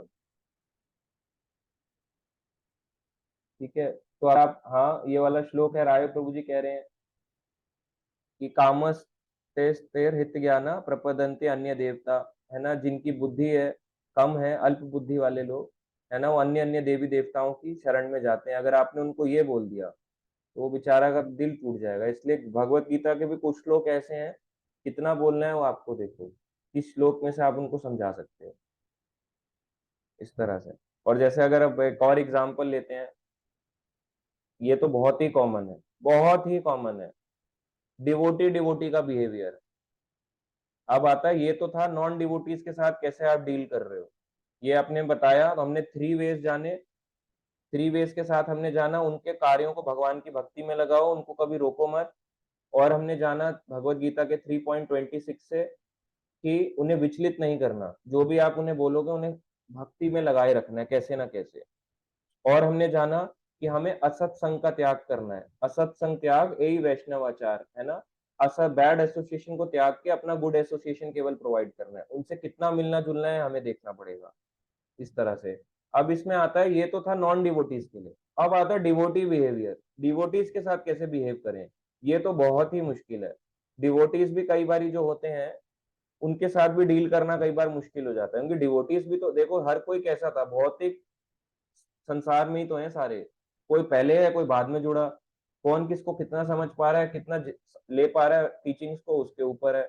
अब जो दो डिवोटी मिलते हैं इनके साथ भी बिहेवियर हमें देखना चाहिए। अब मान लो आपको कितने सारे डिवोटी मिलते हैं मंदिर में, है ना, कोई प्रभु जी आए, माता जी आई, आप उनके साथ किस तरह से बिहेव कर रहे हो ये भी मैटर करेगा। अगर मान लो कोई गुस्से वाला है, ऐसा होता है, ऐसा होता है, आपने देखा होगा कोई बहुत गुस्से में होते हैं डिवोटी, और बहुत वैसे बात करते हैं। कई लोग कहते हैं प्रभु जी उन्होंने हमसे बहुत रूडली बात करी, मेरा तो दिल ही टूट गया, मैं क्या बताऊं आपको, मेरा तो मन ही नहीं करा दोबारा से उनके पास जाने का या उनसे बात करने का। तो हमें देखना है कि उनके प्रति अपराध ना हो जाए। अगर आप वैष्णव निंदा में फंस गए तो पहला हरे कृष्ण महामंत्र का नाम अपराध यही है ना, भगवान का प्रचार करने वाले भक्तों की निंदा करना। तो निंदा मत करो, आपको नहीं पता कि वो जैसा भी है रहन दो। अब इसमें बात आती है कि गाइडेंस में रहो, इसलिए बोला जाता है गाइडेंस में रहो, इधर उधर के चक्करों में मत पड़ो। आपको दो भक्त मिलेंगे, ऐसे एक बारी क्या हुआ, एक भक्त है हमारे साथ, अभी शायद माता जी है नहीं यहीं पे, तो उन्होंने वो लिया, लाइफ टाइम मेंबरशिप लिया। ठीक है, तो जिनसे उन्होंने लिया, कहाँ से लिया कैसे लिया वो हम बाद में बताएंगे कभी। तो उन्होंने लाइफ टाइम मेंबरशिप लिया, तो जो प्रभु जी थे उन्होंने बोला कि हाँ हाँ ले लो ले लो, बहुत अच्छा है, ये है स्पॉन से जुड़ने का ये तरीका है, इतना पैसा लगता है। उन्होंने कभी उनको नहीं बताया कि स्पॉन में क्लासेस होती हैं, फ्री क्लासेस और ये सब भी होती हैं। ठीक है, आपने नहीं बताया, उनको कन्वे नहीं करा, कोई बात नहीं, पर आप उन्हें बोलना चाहिए कि हमारा मंदिर केवल पैसा नहीं लेता है, इससे 1000 गुना ज्यादा देता है। अगर आप देखो साल में आप 52 क्लासेस हो रही हैं, हर संडे एक क्लास में आ रहे हो, एक क्लास, 50 ले लेता हूँ चलो, 50 क्लास हो रही हैं, हर संडे की एक क्लास में आ रहे हो, हर संडे एक क्लास में आके आपको ऑन एन एवरेज 50 रुपीज का एक पर प्लेट प्रसाद मिलता है। तो एक साल का आप कैलकुलेट करो कितना बना, आपका बना 2500 रुपये। तो 2500 रुपये का आपको प्रसाद फ्री पड़ा। इसी को आप 10 साल से मल्टीप्लाई करो, कितना हो गया? 25,000 रुपये। इस तरह से आप उन्हें समझा सकते हो कि आप क्लासेस में भी जुड़ो। बाकी जो लाइफ टाइम मेंबरशिप है उसके अपने बेनिफिट्स बताओ कि इसमें भागवतम सेट मिलता है, कैलेंडर मिलता है, वीआईपी जन्माष्टमी कार्ड और बहुत सारी चीजें मिलती हैं। तो ये सारी चीजें आप बता सकते हो। मगर उनको कुछ बताया नहीं तो उनने ले लिया, तो ना उन्हें बाद में भागवतम सेट दिया। ऐसा होता है, ना भागवतम सेट दिया, ना कैलेंडर दिया, ना वीआईपी कार्ड के लिए दिया। और बाद में पता चला कि केवल एक कार्ड दिया लाइफ टाइम मेंबरशिप का। वो माता जी ट्रैवल भी ज्यादा नहीं करती तो उनके ज्यादा यूज में भी नहीं रहा। तो इसमें बताओ किसने गलती करी? इसमें बताने वाले की गलती थी। तो अब अगर हम उनके बारे में बोलेंगे, इधर उधर बात करेंगे, तो फिर निंदा होने लगेगी। इसलिए अगर बेटर है गाइडेंस में रहोगे तो उन्हें समझा देंगे कि अब से उन्हें मत देना, एक जगह रह के दो, जिससे सीखते हो उनके अंडर दो। कम से कम आप निंदा निंदा से बच जाओगे। इसलिए बोला जाता है कि जो भी आप सेवा करो एक जगह गाइडेंस में रह के करो। क्योंकि नहीं तो आप जब रैंडम लोगों को दोगे और वो रैंडम लोग आपसे डील नहीं करेंगे, आपसे बात नहीं करेंगे, आपको फोन नहीं उठाएंगे, आपको गाइड नहीं करेंगे, तो आप उनके प्रति निंदा में पड़ जाओगे। इस तरह से माया इतनी प्रबल होती है कि आपको मंदिर में रहते आते आते भी निंदा करवा देगी।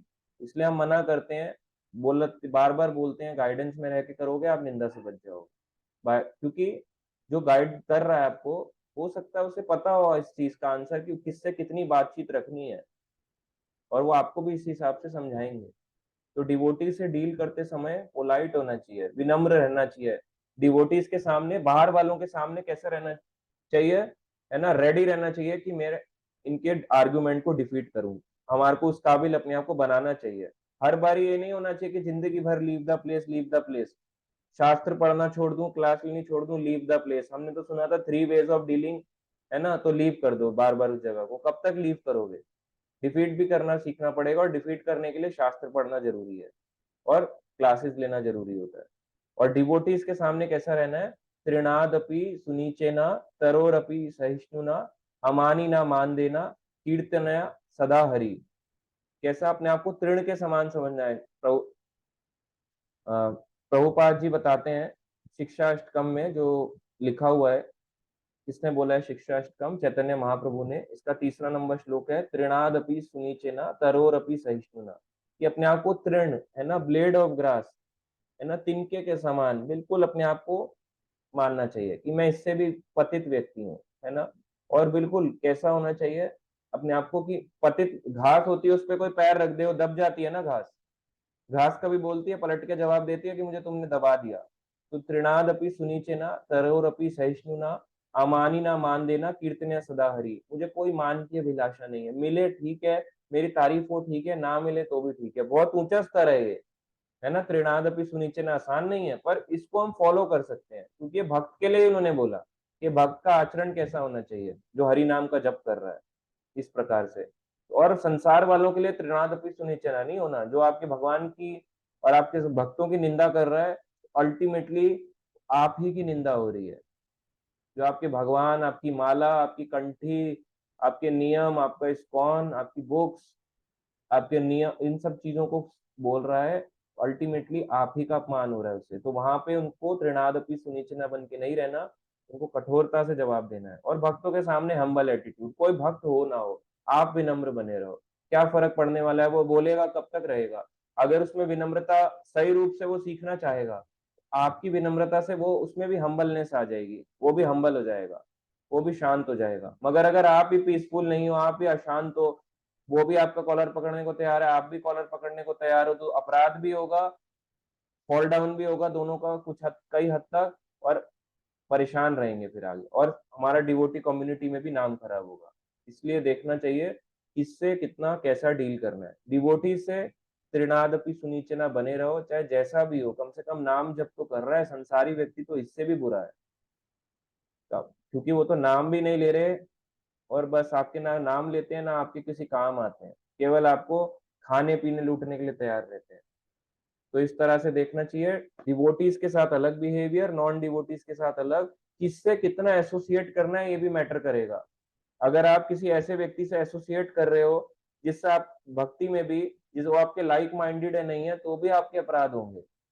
भक्तों को लाइक माइंडेड डिवोटीज से एसोसिएट करना चाहिए। जहां आपको, मान लो मैंने किसी के साथ एसोसिएट किया, ठीक है, अब वो हो सकते हैं 60 ईयर्स के भी हों, मेरे से बहुत बड़े हों, भक्ति में भी बहुत सीनियर हों, तो अगर मुझे उनके साथ अच्छा लग रहा है, उन्हें मेरे साथ अच्छा लग रहा है, तो हमारे लाइक माइंडेड बन रहा है थॉट्स, तो हम एक साथ कैसे भी करके उसको एडजस्ट कर लेंगे। मगर चाहे वो किसी भी एज ग्रुप का हो, इस तरह से लाइक माइंडेड के साथ रहना चाहिए। अब किसी का लाइक माइंडेड ही नहीं है ना, अब एक किसी कई कई होते हैं जो बहुत गुस्से वाले होते हैं, और एक दूसरा भी होता है गुस्से वाला होता है, इनका अपना मत है, इनका अपना मत है, ये अपनी अपनी अपनी मत दिए जा रहे हैं, तो क्या होगा? लड़ाई होगी, बहुत जबरदस्त लड़ाई होगी। इसलिए लाइक माइंडेड डिवोटीज और उत्साहित भक्तों का संग लेना चाहिए। जो उत्साह नहीं है ना भक्ति में जिसको, उसको संग मत करो, उनके साथ भी give association but don't take association. ऐसा ना हो कि वो उत्साही नहीं है, आया हुआ है, बैठा हुआ है, आप भी उसका संग पा लिए, वो बोलेगा बैठे रहो, आनंद लो, है ना, हम पहले भी ऐसे जुड़े थे, बहुत सालों से जुड़े हैं, बैठे बैठे आनंद लेते हैं, तो वो उत्साही कहाँ है? फिर वो, उसके साथ आप जुड़ो मत, उत्साह रखने वालों के साथ।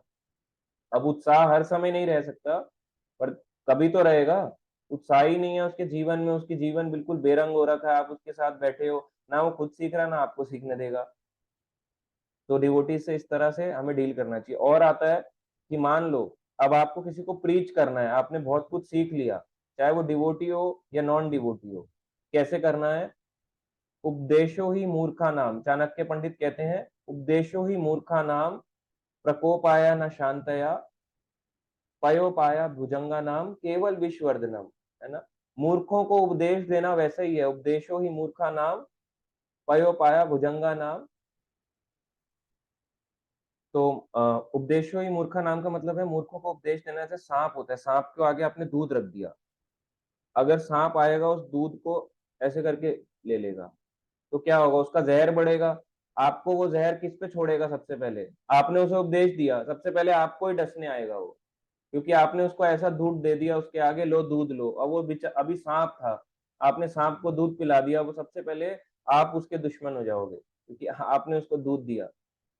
तो इसलिए हमें पहले देखना है मूर्ख तो नहीं है सामने वाला, उपदेश मैं दे रहा हूँ, हो सकता है अभी नया व्यक्ति हो, आप उसको उपदेश दिए जा रहे हो, समझ ना आ रहा हो, अगेंस्ट हो उसकी फिलोसफी, मायावादी आदमी हो, आप उसको मूर्खों की आप भी उपदेश दिए जा रहे हो, फिर वो क्या होगा? उसका विष बढ़ेगा, और विष बढ़ने से आपको डस देगा, और डसने से क्या होगा? हमारी भक्ति गिर जाएगी। इसलिए मूर्खों को कभी इनका उपदेश ना दें। प्रीचिंग करने में हमेशा ध्यान रखें, प्रीचिंग कोई भी कर सकता है, आप भी कर सकते हैं, अपने लेवल पे कर सकते हैं, जितना सीखा है वही तो सिखाना है। प्रीचिंग का मतलब यही तो है, जो सीखा है एज इट इज उसे सिखा दो बस। जो आपको अच्छा लग रहा है, अपने जीवन में परिवर्तन आया, वही सिखाओ, मगर मूर्खों को उपदेश दे के नहीं। इस तरह से हमें डील करना है। तो डिवोटीज के साथ अलग बिहेवियर, नॉन डिवोटीज के साथ अलग बिहेवियर। ठीक है, तो अगर किसी का कोई क्वेश्चन है उस पर हम लेते हैं। रायो प्रभु जी। हाँ जी, हरे कृष्ण प्रभु जी। तो मैं ये पूछ रहा था कि आप बता रहे थे कि मतलब अब सांप्रदायिक जो टॉक्स है उसको काटना चाहिए, मतलब अब एफिशिएंटली कैसे कर सकते हैं? मतलब शास्त्र तो कई है, तो हर किसी को हर समय तो पढ़ना संभव नहीं है, तो कोई स्पेसिफिक ऐसी कुछ चीज है कि जो हम उनके टॉक्स काट सके ऐसे? हाँ, काट सकते हैं। देखो, उनको अगर आप काटोगे नहीं तो सही को प्रस्तुत कैसे करोगे? हाँ जी, वही बात है। तो ये अपराध थोड़ना है। अब किसी को आपने बताया ही नहीं सही, बल्कि ये अपराध है कि एक बेचारा मिसगाइड हो रहा है अब संप्रदाय में जाके, और आप उसको बता ही नहीं रहे सच्चाई क्या है। अब आप देख भी रहे हो कि उसको गलत रास्ते पे जा रहा है, एक आप संप्रदाय में जुड़ रहा है जहां पे उसको कुछ नहीं मिलने वाला, केवल आगे जाके दुख मिलेंगे, तो आप उसको सही जगह लाके ठीक कर सकते हो। करेक्ट करना अपराध नहीं है। मैं तो लोगों को करेक्ट करने जाता हूँ तो वो कहते हैं कि मैं ये कौन वाली गीता नहीं मानता, मुझे ओरिजिनल संस्कृत वाली लाके दो, एकदम जो तो एंशियंट इसमें है, मैं संस्कृत लिखी ट्रांसलेट कर। तो है, एंशंट में 700 श्लोक होंगे, इतनी सी गीता आ जाएगी, पढ़ के दिखा दो उसको 700 श्लोक का मतलब क्या है। अपना नाम संस्कृत में लिख के दिखा दो उनको, बोलो। तो मैंने वो भी वो नहीं लिख बोला था, पाएंगे। बोलते वो बात नहीं है, टॉपिक मत चेंज करो, मुझे जो चाहिए वो ला दो, मैं मान जाऊंगा। हाँ, लाख बोलो, तुम कितने बड़े मूर्ख हो, इसमें 700 श्लोक हैं, 700 श्लोक संस्कृत में दिए हैं, ओरिजिनल वही है, साथ में हिंदी तात्पर्य भी है, सोने पे सुहागा आपको मिल रहा है, और आप कह रहे हो कि चेंज करके दिया है। या वही बात है, तो मैं अब इस स्टेज पे जब आ जाता तो मैं ज्यादा नहीं टॉपिक तो लीव द बढ़ाता, वरना प्लेस, वही लीव वही द करता। प्लेस। जब वो आर्ग्यूमेंट समझना ही नहीं चाह रहा, कोई पागल हो रखा है, मति मति भ्रष्ट है, तो लीव द प्लेस पे। अभी मतलब जिसकी थोड़ी सी शरणागति होगी वो सुनने के लिए इंटरेस्टेड होगा, जिसमें वो एकदम आर्डेंट है वो सुनना ही नहीं चाहता, उसको काट के भी क्या हाँ तो फायदा फिर। अब जिसने ठान लिया, जिसको नरक अच्छा लग रहा है, तो क्या करें। वही बात है। हाँ बाकी और मतलब क्या।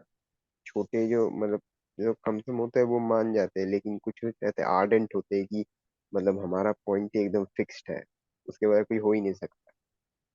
हाँ तो अब क्या करें, अब देखो, अब आप नहीं समझा सकते, उसमें आपके हाथ में नहीं है, उनको छोड़ ये बात देना चाहिए। ठीक है भाई, यही प्रश्न था। हरे कृष्णा। ठीक है, हरे कृष्णा प्रभु जी, हरे कृष्णा अनिल सुमन प्रभु जी। हरे कृष्णा प्रभु जी, आज की क्लास बहुत ही अच्छी रही। मेरे तीन प्रश्न है प्रभु जी। पहला प्रश्न ये है जो हमने शुरू में टॉपिक में डिस्कस किया था, फल की इच्छा के बारे में। अभी जैसे हम लोग अभी भक्ति में आए हैं और भक्ति कर रहे हैं और ग्रस्त भी हैं, फैमिली रिस्पॉन्सिबिलिटीज भी हैं। जैसे कि आपको पता है प्रभु जी, मेरा बिजनेस भी है। तो जैसे बात कर रहे थे कि अब फल की इच्छा वैसे नहीं होनी चाहिए, बट अब जैसे बिजनेस कर रहे हैं तो हर आदमी को चाहिए कि अपनी रोजी रोटी चलाने के लिए, फैमिली को चलाने के लिए, तो उसको फल की इच्छा रखनी पड़ेगी, एक्सपेक्टेशन तो कुछ रखनी पड़ेगी। तो इसको हम कैसे मतलब समझ सकते हैं और अच्छे से कि भक्ति में आगे भी बढ़ना चाहते हैं, मगर साथ में जो रिस्पॉन्सिबिलिटी है, फैमिली की रिस्पॉन्सिबिलिटी, बच्चों की रिस्पॉन्सिबिलिटी, तो उसको फुलफिल करने के लिए, क्योंकि हम इस मटेरियल वर्ल्ड में रह रहे हैं, तो हर चीज तो पैसों से ही आती है। तो इसको हम कैसे मतलब मैं थोड़ा सा इसमें कंफ्यूज हो रहा हूँ कि फल की इच्छा कैसे नहीं रखें या कैसे रखें, मतलब फल की कैसे प्रभु जी इतनी, बैलेंस बनाए। हाँ, फल की प्रभु जी इतनी इच्छा तो रखनी पड़ेगी कि कम से कम जी। हमारा घर चल जाए, क्योंकि तभी तो कुछ भगवान के लिए भी सेवा कर पाएंगे ना, तो वो गलत नहीं है, वो फल की इच्छा रखना ठीक है, वो गलत नहीं कहलाता। अच्छा प्रभु जी, तो मतलब एक्सपेक्टेशन रख सकते हैं, बट ज्यादा भी नहीं होनी चाहिए एक्सपेक्टेशन, आपका कहने का मतलब ये है। एक्सपेक्टेशन, एक्सपेक्टेशंस हो, बट उस एक्सपेक्टेशन से ये होना चाहिए कि इससे मैं भगवान की सेवा में भी लगाऊंगा। नहीं वो तो बिल्कुल जो इनकम होती है तो उसको बिल्कुल भगवान की सेवा में लगाना है। बस बेस्ट है। और ठीक है प्रभु जी, दूसरा प्रश्न था ये डेमीगॉड्स के बारे में, जो हम लोग बात कर रहे थे, डेमीगॉड्स का टॉपिक जो आया था। अभी जैसे मैं खुद भी थोड़ा सा खाटू श्याम बाबा जो है उनको मैं भी मानता हूँ, क्योंकि ये तो खुद कृष्ण जी ने ही उनको वरदान दिया था कि आप कलयुग में जो है मेरे नाम से जाने जाओगे। और मेरे कुछ एसोसिएट्स हैं, वो भी खाटू श्याम जी के बहुत बड़े भक्त हैं। तो क्या जैसे ये डेमीगॉड हैं खाटू श्याम जी, इनको मानना ठीक है, इनकी भक्ति करना, क्या कहेंगे आप इसके बारे में? अच्छा, वैसे तो देखिए क्योंकि प्रभु जी। मेरी हाँ। क्योंकि खाटू श्याम जी की जो मैंने स्टोरी पढ़ी है और जो मुझे पता है, मतलब जो मैंने पढ़ा है समझा है, तो ये कृष्ण जी ने ही उनको वरदान दिया है कि आप कलयुग में आप मेरे नाम से जाने जाओगे, इसलिए उनका नाम श्याम बाबा कहते हैं उनको। तो इसको कैसे आप देखते हैं? अगर प्रभु जी जैसे कोई खाटू श्याम जा रहा है, तो खाटू श्याम जाने से कम उसके मुंह पे श्याम नाम तो आया, तो धीरे धीरे जी वो जी। कृष्ण भक्ति में आ जाएगा। मगर कोई अगर उसमें आ गया है, तो अगर वो नहीं भी जाएगा तो कोई मैटर नहीं करेगा। अगर अच्छा वो अच्छा। जा रहा था पहले, अच्छी बात थी। अब अगर अब नहीं भी जाएगा, तो उसको पता है कि जैसे पेड़ के जड़ में पानी डालने से सारी पत्तियां हरी भरी हो जाती हैं, पेट में खाने डालने से पूरा शरीर स्ट्रांग हो जाता है, पूरा शरीर चलने लगता है, वैसे ही केवल कृष्ण भक्ति करने से सारे देवी देवता प्रसन्न हो जाते हैं। तो देवी देवता भी भगवान के भक्त ही हैं। और जी। अब अगर हमें भक्ति तक वो ले आए, तो अब हमारा काम है कि अब कृष्ण भक्ति की ओर आगे बढ़ना। अब जैसे कोई नर्सरी पढ़ रहा था, वो प्राइमरी में आया, फिर प्राइमरी से मिडिल में आया, फिर सीनियर में क्लास में आया, फिर उसके बाद उसने बोर्ड एग्जाम दिए, पास हुआ, कॉलेज गया, पोस्ट ग्रेजुएशन किया, फिर उसके बाद पीएचडी किया। जब सब कुछ कर लिया, इस तरह से आगे तो वो बढ़ा ना, वो पिछले का उसको पता है मैं ये फॉलो करता था, ये मैंने पढ़ चुका हूँ, पर अब मेरे को आगे भी तो बढ़ना है। अब आप आगे बढ़ गए, तो फिर पीछे मुड़ने की ज्यादा जरूरत नहीं पड़ती है। वापस अगर मैं जैसे हमने स्कूल पास कर लिया, अगर वापस उसी स्कूल को जाते रहेंगे, और मैम कैसे हैं आप, ठीक है, कभी एक आध बार वंस इन अ वाइल किसी वजह से चले गए, पर अगर बार बार जाएंगे, तो हमारे को धीरे धीरे करके भक्ति से खुद ही विचलित हो जाएंगे।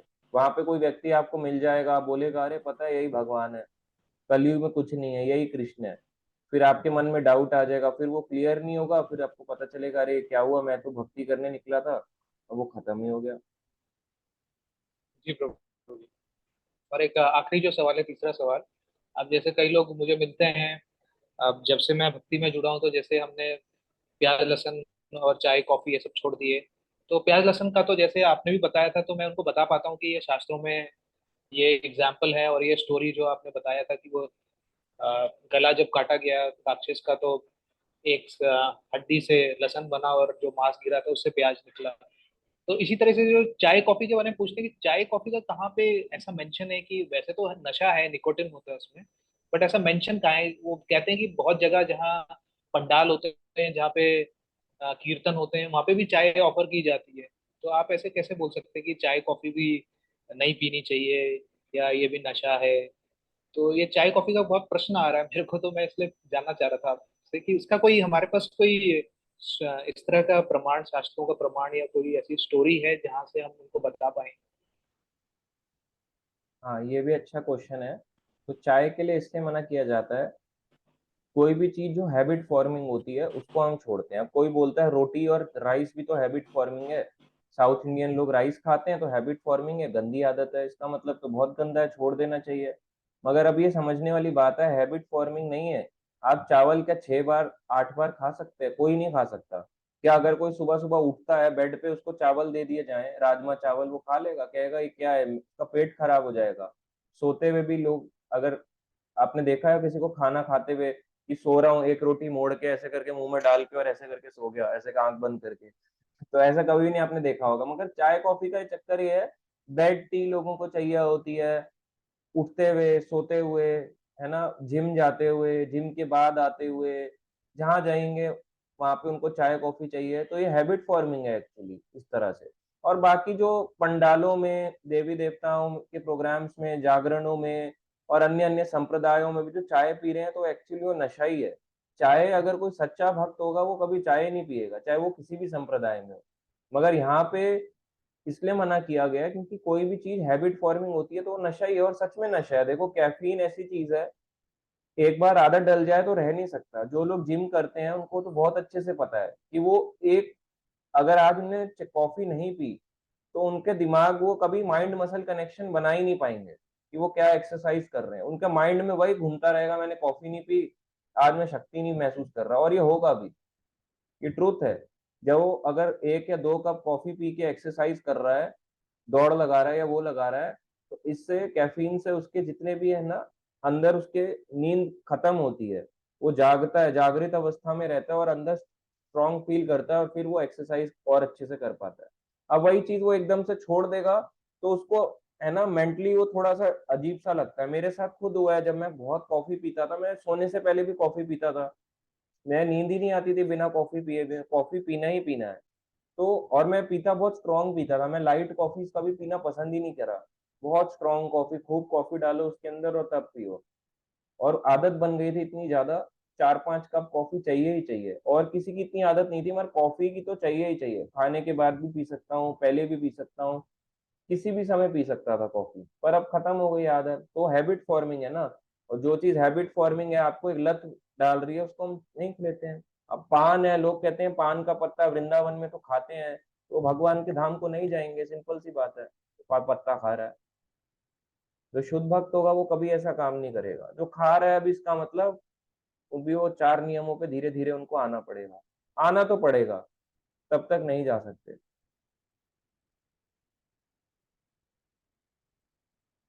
प्योरिटी मेंटेन करने के लिए ये सब हम करते हैं मेनली ना।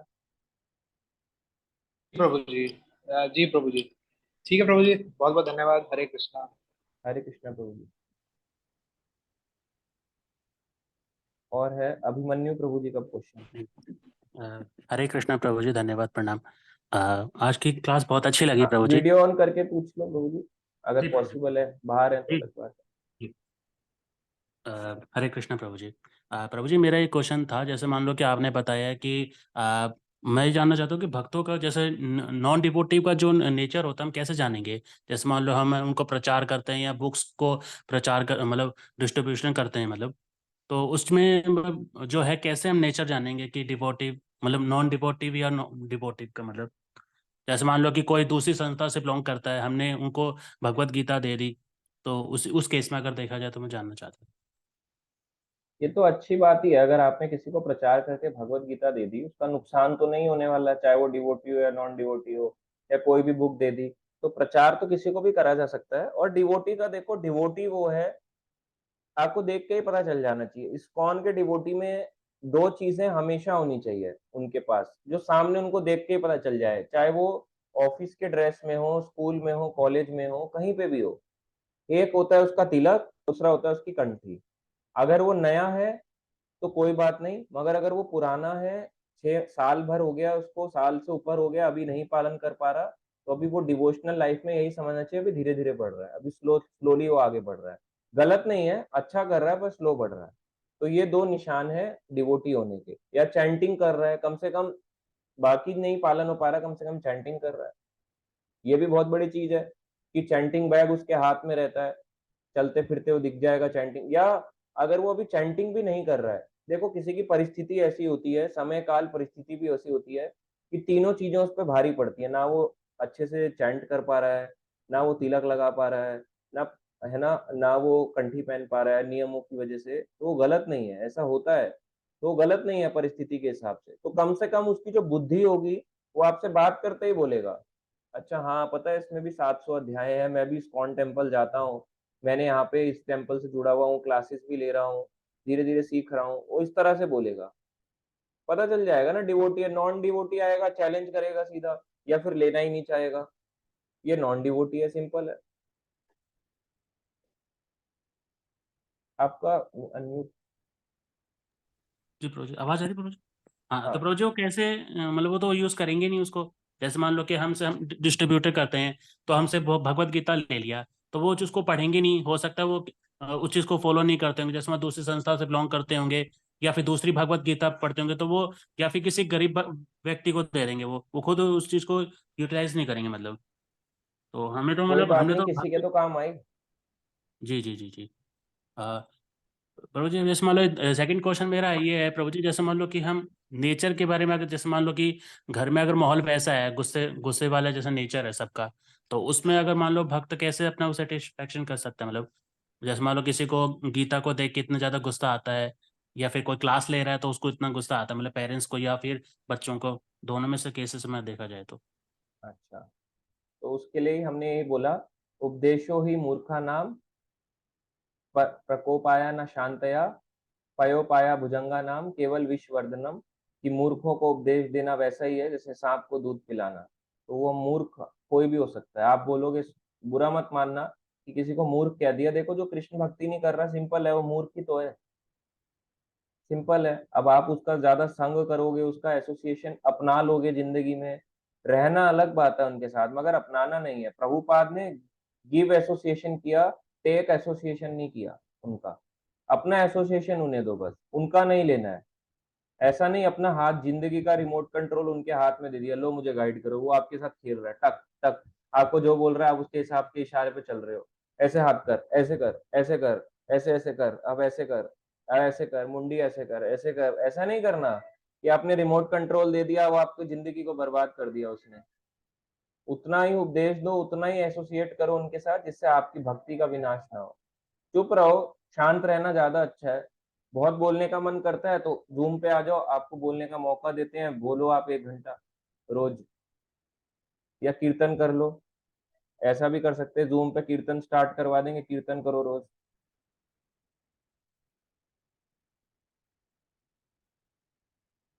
अनम्यूट करना पड़ेगा। जी जी। हाँ प्रभु जी, जैसे मान लो कि हम इंडिया से अगर कंपैरिजन करें, अगर यूएसए वगैरह में, तो वहां तो सबसे ज्यादा भगवत गीता जो है पूरा सेट दिया जाता है बुक्सों का। तो इंडिया में ऐसा क्यों नहीं होता प्रभु जी? जैसे बाहर देखते हैं पूरा सेट दिया जाता है उनको। हाँ, ये हर जगह नहीं होता। ये यूएस के एक डिवोटी हैं, हिज ग्रेस महोत्सव प्रभु जी, बहुत अमेजिंग डिवोटी हैं।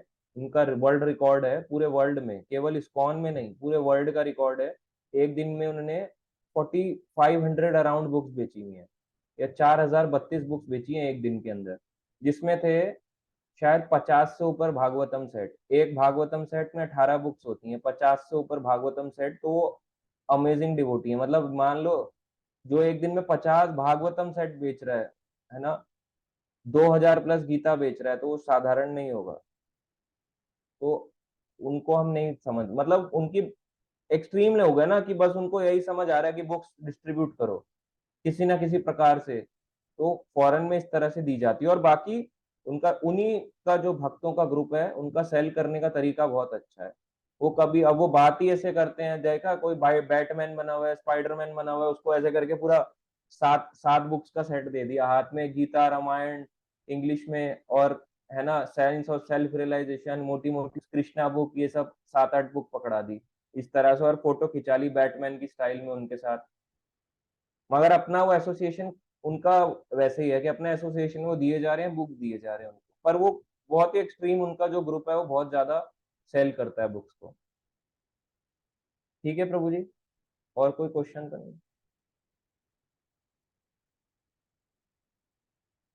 ठीक है, और नेक्स्ट है सुमन चटर्जी माता जी का। हरे कृष्ण प्रभु जी। हाँ जी माता जी, वीडियो ऑन करके अगर पॉसिबल है तो। हाँ प्रभु जी, तो यदि कोई डिवोटी हमें बिना वजह इंसल्ट करे और हम यदि उस डिवोटी का निंदा करते, कभी कभी हो जाता है, तो इसमें क्या अपराध होता है? नहीं, उसमें भी यही करना है, लीव द प्लेस। नहीं, उसके बारे में अपराध नहीं है, गाइडेंस लेना अपराध नहीं है कि मेरे बारे में उन्होंने ऐसा किया मैं क्या करूं। तो ये अपराध थोड़ा ना है, ये तो आपने पूछा है, पूछोगे नहीं तो जानोगे कैसे कि आपको करना क्या है। हाँ प्रभु जी, और कभी ऐसा भी होता है कि गाइडेंस के अलावा और किसी भक्त को मतलब उस टॉपिक में आ जाने पर ऐसे ही बोल दिया कि वो माता जी ऐसी है, वो प्रभु जी ऐसी है, तो इसमें क्या अपराध होता है? देखो, जो बोल रहा है वो अपराध कर रहा है, आप सुनो मत। बेस्ट है लीव द प्लेस। अगर आपको लग रहा है भक्त से बात नहीं बन रही, तो फिर लीव द प्लेस, छोड़ के चले जाओ उस जगह को। मतलब ये नहीं मंदिर छोड़ दो, जहां पे बात करी जा रही है उसको छोड़ दो। अभी लीव द प्लेस को लोग सोचते हैं मंदिर छोड़ दो, कट जाओ, स्कॉन छोड़ दो, संस्था छोड़ दो, ये नहीं है। हाँ प्रभु जी, और जो नॉन डिवोटीज है, मतलब कभी कभी ऐसा होता है कि पहले पहले तो मैं उन लोगों के साथ घूमने फिरने और टिफिन भी शेयर करते थे मेरे जो फ्रेंड्स थे। लेकिन जब मैं नॉन वेज छोड़ दिया और प्रसाद पाने लगी, तो तब मैं उन लोगों की टिफिन भी नहीं खा पाती थी। तो इसमें वो लोग थोड़ा बुरा मानते थे, और मैं भी उन लोगों को प्रसाद नहीं खिला पाती थी, क्योंकि मैं उनसे नहीं लेती थी, तो वो लोग सोचते थे नहीं, ये मुझसे नहीं लेती है, मैं भी ये इससे नहीं लूंगी। तो प्रभु जी, इस सिचुएशन में हम कैसे उनको मतलब भक्ति में ला सकते हैं? देखो, टिफिन आप तो शेयर कर सकते हो, पर फिर आपको खाना एक्स्ट्रा ले जाना पड़ेगा उनके लिए भी। सबके लिए एक एक दो दो रोटी एक्स्ट्रा ले जाओ, और तो कुछ कर नहीं सकते, क्योंकि हम तो उनका खा नहीं सकते, और अगर वो हमारा भी खा गए तो बचेगा क्या। तो फिर या तो अपने एक्स्ट्रा ले जाओ इस तरह से, या अगर आपको यही बेस्ट रहता है, या अगर आपको लगता है तो उनको धीरे धीरे करके समझाओ, देखो हम भोग करके खाते हैं, अब मेरे पास लिमिटेड होता है, मेरे घर में अपना मत बोलो मैं नियम पालन करती हूँ, सब कुछ अपने पेरेंट्स पे नाम पे डाल दो। बोलो मेरे घर में ऐसा है, मदर बहुत ज्यादा भक्ति करती हैं, ऐसे है, चाहे आप उनसे ज्यादा भी कर रहे हो, बोलो मत, बस बोलो बहुत भक्ति करती हैं, कहती हैं नहीं किसी से शेयर नहीं करना। तो वही है, मैं चाहती हूँ मेरी मदर को पाप ना लग जाए, बहुत केयर करती है मेरी, अपने पे डालो ही मत कुछ भी चीज। अपनी भक्ति बचाने के लिए बोल रहे हो ना आप, तो जो भी कर रहे हो।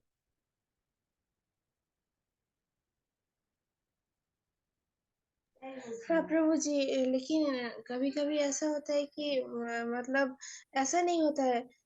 वो लोग मुझे देना चाहते थे, तो मैं देना नहीं चाहती थी। इसके कारण वो लोग सोचते थे मैं उन लोगों की इंसल्ट कर, मतलब ऐसा भी होता है कि वो कभी वेज टिफिन लाते थे, तो मुझे तो नहीं पता कि वो तो प्रसाद नहीं होती थी, तो इसलिए मैं उसको एक्सेप्ट नहीं करती थी। तो इस कारण वो मतलब मुझसे थोड़ा डिस्टेंस बनाए रखने चाहते थे। तो इसमें इस समय क्या कर सकते हैं हम कि वो लोग जैसे बुरा ना मान जाए? उनको अपने साथ बोलो, देखो एक दिन की बात है, पर फेस्टिवल्स में आप हमारे साथ मंदिर आओ, क्योंकि फेस्टिवल्स में आओगे तो हम आपको खूब प्रसाद खिलवा देंगे, और एक दिन ले आओ उनको वहां पे खिला दो।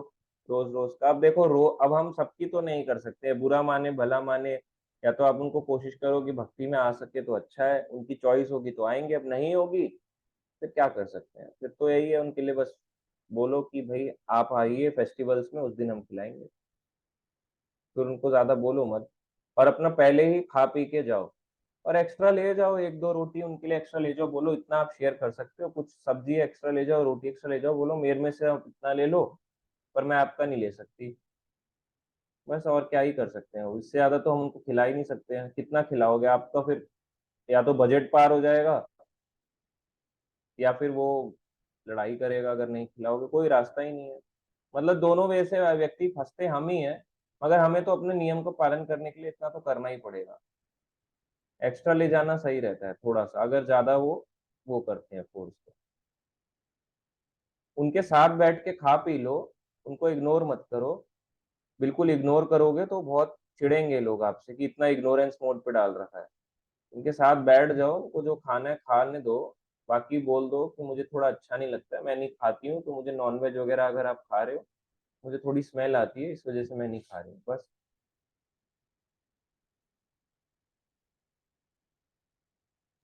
हाँ प्रभु जी, यही बात है कि मैं थोड़ा बहुत ज्यादा ही इग्नोर कर देती थी, तो इस वजह से वो लोग थोड़ा मुझसे चिढ़ जाते थे।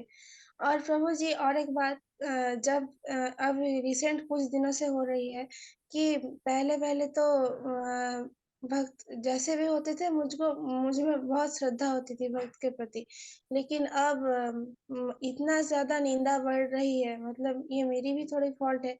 मतलब अकारण नहीं, मतलब बिना वजह नहीं वो लोग कुछ कहते हैं, मतलब हंसी मजाक करना, भगवान के रिलेटेड नहीं, भगवान से सेपरेट बातें करना, मतलब भक्ति की कुछ भी आलोचना नहीं होती है। ऐसी ऐसी सिचुएशन में मुझे भी लगता है कि ये लोग तो भक्ति से रिलेटेड कुछ भी नहीं बोलते, तो मतलब निंदा बढ़ती जा रही है। तो इसको कैसे मतलब इसको रोकने के लिए तो मुझे सॉरी, एक बार ही अनम्यूट कर लो। इसको रोकने के लिए आप कुछ कह रहे थे, इसको रोकने के लिए क्या करें? इसको रोकने के लिए तो मुझे लगता है एसोसिएशन ही थोड़ा कम कर देना चाहिए। लेकिन प्रभु जी, ये भी नहीं हो सकता है, तो इससे कैसे बचा जाए? मतलब निंदा बहुत ज्यादा हो रही है अभी भक्तों की। देखो अब जो निंदा में है उनको सुनो मत, ये फिर उत्साही भक्त नहीं है ना, यही तो मैंने क्या, associate with like mind devotees, सिर्फ लाइक माइंडेड वाले भक्तों के साथ जुड़ो। अब जो निंदा कर रहा है वो कर रहा है। देखो एक सेवा से रिलेटेड बात करना निंदा नहीं होती है, क्योंकि सेवा अगर हैम्पर हो रही है, अगर आप बात नहीं करोगे तो भगवान की सेवा है, लोग कट जाएंगे उससे, तो वो सेवा से रिलेटेड बात करना कि वो सेवा नहीं करते हैं ये ठीक है, मगर निंदा करना अलग बात है। अब मान लो सेवा में आज उसकी टाइमिंग था 6 से 9, वो व्यक्ति यही नहीं आया और फोन भी नहीं उठा रहा, पूछा कहाँ थे, बोले अरे सॉरी मुझे याद नहीं था आज सेवा थी, तो फिर ये उसकी गलती है ना जो नहीं आया। अब आपको तो बात करनी पड़ेगी ना, पर अपने आगे वालों को तो बोलना पड़ेगा कि भाई वो आते ही नहीं है सेवा के लिए, क्या करें। मगर निंदा होती है किसी को झुकाना, इंसल्ट करना, अगर इंसल्ट ज्यादा हो रहा है तो फिर उनको सुनो मत, इसका मतलब उत्साही भक्त नहीं है वो, उत्साही नहीं है अभी, वो इधर उधर की चुगली करते रहेंगे, इधर की चुगली उधर, उधर की बात उधर, बस। और उनको धीरे धीरे समझाओ, ऐसा नहीं है कि चुगली करने वाले ठीक नहीं हो सकते, ठीक भी तो हो सकते हैं, सबका नेचर एक जैसा नहीं होता, पर वो ठीक भी हो सकते हैं अगर आप करेक्ट करो कि जरा यार ज्यादा मत सोचो, चलो आओ ये करते हैं, हम तो इसलिए मंदिर आए थे ना, तो चलो ये करते हैं ये करते हैं, इस तरह से। ठीक है माता जी, और ले लें क्वेश्चन आगे। हाँ, हरे कृष्णा प्रभु जी, थैंक यू प्रभु जी, आज का सेशन बहुत काम में आएगा फ्यूचर में। थैंक यू माता जी। हरे कृष्णा डॉक्टर सुजाता माता जी। हरे कृष्णा प्रभु जी, प्रणाम। हरे कृष्णा। हाँ जी, कैसे हाँ माता जी? जी, मैं ठीक हूँ प्रभु जी। सबकी बात सुन रही थी तो मुझे अपना लाइफ का याद आ गया जब मैंने स्टार्ट किया था सब कुछ। तो अगर आपकी इजाजत हो तो मैं थोड़ा सा हाँ अपना हाँ, मेरी शेयर नहीं, करूँ। आप बताओ ना, और क्या। माता जी डॉक्टर अच्छा, हैं एम्स में, माता जी अपने तो बारे में थोड़ा सा बता दिए। माता जी एम्स में डॉक्टर हैं, साइकेट्रिस्ट माता जी साइकोलॉजिस्ट हैं, है ना? जी। प्रभु जी, जब मुझे डॉक्टर सौरभ प्रभु जी के थ्रू में आई थी इस्कॉन में, भगवत गीता क्लासेस में एक्चुअली मैं फर्स्ट अटैच हुई थी। उसके बाद धीरे धीरे इस्कॉन, प्रशांत मुकुंद प्रभु जी, तो इस तरह से मैं धीरे धीरे चलती गई। तो आज जो मैं ये सुन रही हूँ, ये सब चीजें मैंने पिछले 3 साल में फेस की हैं, और कुछ चीजें मैं आज भी फेस कर रही हूँ। तो हर स्टेप पर मैं प्रशांत मुकुंद प्रभु जी से पूछती रहती थी कि प्रभु जी, या सोचती थी कि अच्छा, डिवोटीज ने ये क्वेश्चन तब पूछा था, अगर ये क्वेश्चन मैं प्रभु जी से पूछती तो मुझे क्या आंसर देते। तो प्रभु जी, जो एक प्रभु जी ने कहा ना कि बुक्स रीडिंग का, कि घर में मतलब अलाउड नहीं है जैसे, या कुछ भी है तो लोग उसको क्वेश्चन करते हैं कि भाई ये रीडिंग करते हैं। तो प्रभु जी, हमारे लिए हमें चूज करना पड़ेगा, क्योंकि मैंने भी ये चीज फेस की थी कि हमारे लिए इम्पोर्टेंट क्या है। हमारे लिए रीडिंग इम्पोर्टेंट है या घर वालों को खुश करना ज्यादा इम्पोर्टेंट है। अगर मेरे लिए रीडिंग इम्पोर्टेंट है तो मैं जरूरी नहीं है कि उनके सामने बुक खोलकर ही बैठकर पढ़ूंगी ताकि उनको और गुस्सा आए। मैं पीडीएफ यूज कर सकती हूँ। या मैंने क्या किया था, क्योंकि मेरे पास भागवतम सेट और वो सब कुछ है, बुक्स थी, तो मैंने क्या किया कि उसके ऊपर ना नॉर्मल कवर जो होता है ना बुक के ऊपर, वो चढ़ा दिया।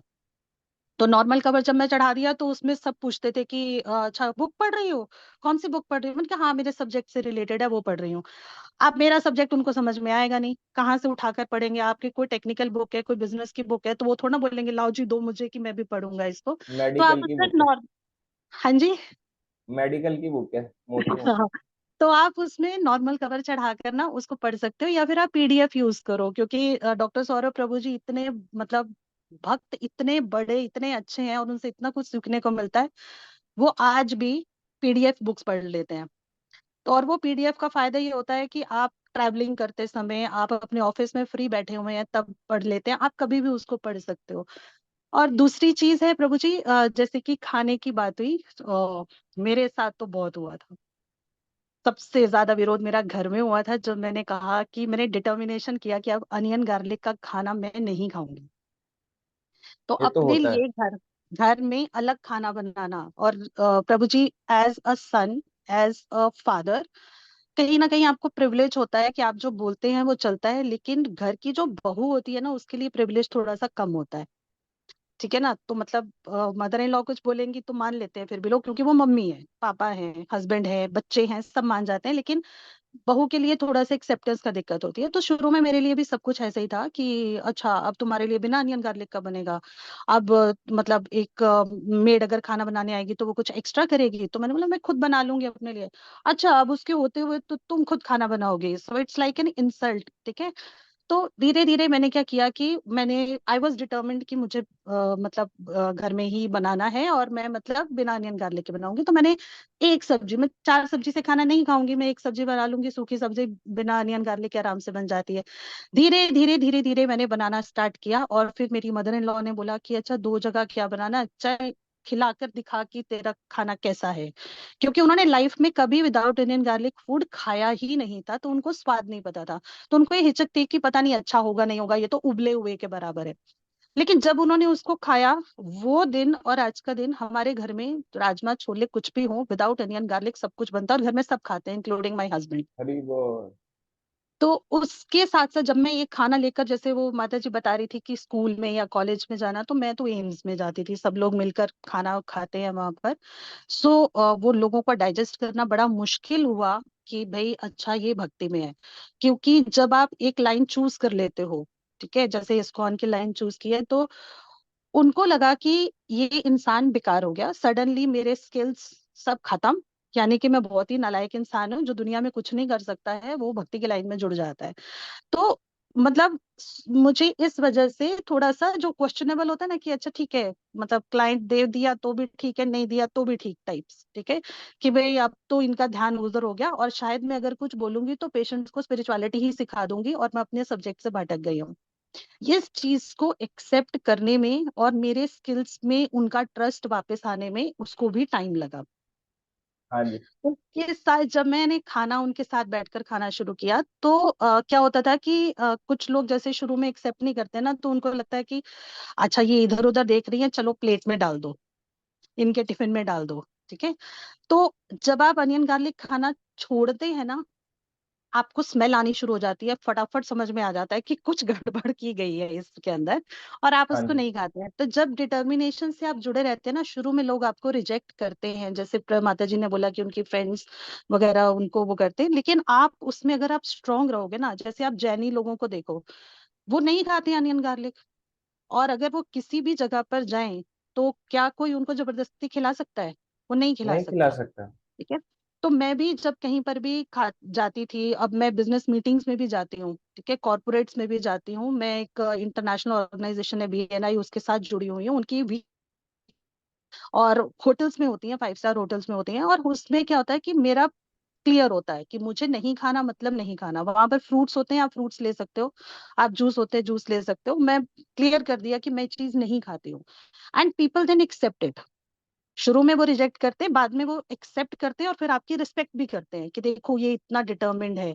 देन फिर मैंने अपनी जो मेरी फ्रेंड्स थी, मैं उनके साथ क्या करती थी कि अच्छा खाना खाओ तुम मेरा, तुम देखो कि विदाउट अनियन गार्लिक भी टेस्टी बन सकता है। नहीं, ये तो घर का खाना है, आराम से बन सकता है। तो मैंने फिर क्या किया कि उनको स्पॉन्सर करके ले जाती थी गोविंदास में, हाँ जो जी। ईस्ट ऑफ कैलाश में है। तो वहां पर ले जाती थी, और ले जाकर मैंने उनको इतनी बार वहां पर खाना खिलाया और अलग अलग डिशेस टेस्ट कराई, एंड दे वर लाइक कि अच्छा ये चीज भी इसके बिना बन सकती है, और इतनी टेस्टी बन सकती है, इतनी अच्छी बन सकती है। तो वो मेरे साथ जो 2-3 गर्ल्स जुड़ी थी, प्रशांत मुकुंद प्रभु जी से भी मिली जब एम्स में क्लासेस होती हैं, उसी में से एक जो है आज की डेट में कनाडा चली गई हैं, और वो वहां पर इस्कॉन के टेम्पल में जाती हैं।